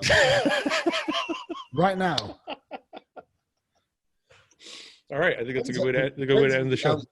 It depends how he's administering it. Is he eating it? Is he drinking it? He hasn't said when he's not said. He's putting the vial up his bum. Suppository. Yes. All right, let's wrap it up. There wasn't much smut that episode. No, it was pretty clean, but you did get racist for a minute there. No, that was James talking about Japanese people's eyes being on the end of a penis. You literally claimed an exercise for Christians. Because it's in a cross shape, and I correlated the imagery and the symbolism versus not the religion itself. Listen, man, I love your racist side. It's my favorite side of you. What do you mean? Yeah, but you get to hear the real stuff, the real hard stuff. where I talk about the California raisins and all that. A little bit more. A little bit more. Keep going. Let's see how far you can go. Keep going. I'm not going to keep going just in case. It's very thin ice. It's and also it's very black ice as well, which is very slippery and dangerous. I want to see at what point you stop getting away with this. Well, I'm not racist. I'm not racist. So. I hope it never happens. I think I'll always get away with it because I'm not racist, because it's the stupidest thing in the world. Racism, not liking somebody because they're not the same color, is like kicking off because you don't like the certain color of Skittles. You know what I love about it? I know you're not racist, but people freak the fuck out when you say certain things, and you just amazing. It's amazing. You just don't give a shit. I think it's because people think that they should be offended, but they don't really give a fuck. Well, if you give a fuck what I say, then you need to get a hobby, mate. To be fair. Like I think most people get offended because they feel like they are supposed to. Yeah, I can see that. It makes people uncomfortable. It's good. It's good. And it's right. Yeah, it's not. I mean, a little bit of racism is great. What are you gonna go eat right now? James, what are you gonna go eat right now? Steak and rice. Sorry, steak and rice. Chicken and rice. Chicken and rice. What's that? Teriyaki chicken and rice. Teriyaki. Did you make it yourself? No. Me and Luke have actually got a company that helps us out with some meals. Whose company? I'm taking the piss and having all of the meals. Luke's not really adding me. Who's the company?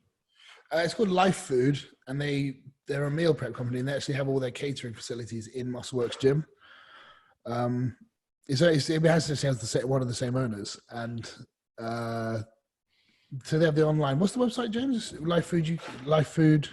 Yeah, I don't think it really I think matters. it's life. I don't think they're But going to you get know, but you I know, think that's actually important to touch on because we always get fucking questions about meal prep companies and with No, honestly, most meal prep companies are dog shit. Let's just be real here. They never. I can't do the meal prep company Yeah, thing. this I is know.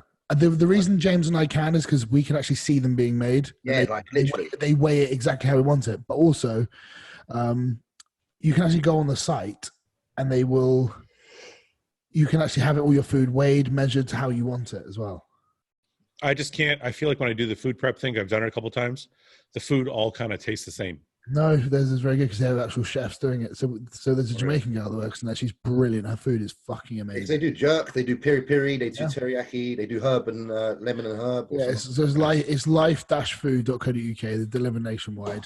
Pretty good. But this isn't actually genuinely. This isn't just a random plug we've just thrown in here. No, it just came up in conversation. But make sure they send me. They're actually very fucking good. And I love it in a minute. Just being able to walk up to the fucking fridge and just like grab one out and just put it in the microwave for a few minutes and just go. Yeah. So I could literally print out my diet and say this is what I eat in a week, and in like the next 2 days, and they could make all of it for me. Well, make sure they send me some money for plugging their stuff. They're fucking. Well, they give us all our food. Yeah, but I don't actually. You. I don't get anything out of this. But when you're over, come over, Fouad. Yeah, well, Fouad, you get the blowback. The more incredible that James and I get, the more interest people have in this shit podcast. Okay. Thank you for. Also, where do I get that ring? You know, the ring of like nice glow. Amazon, surely. Get it on Amazon. Amazon, okay.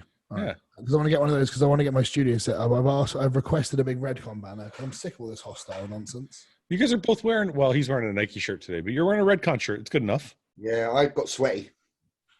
Yeah. Yeah. Okay. It's actually a clean t-shirt. I've just got so many of this t-shirt.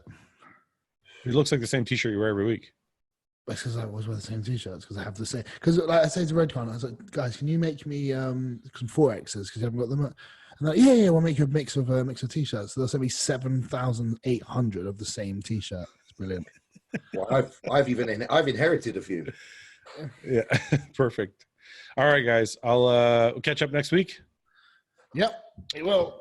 Okay, guys. Thank you very much, man. I'm gonna get some food. See you guys all later. Thanks for watching. Goodbye. Peace. See you later.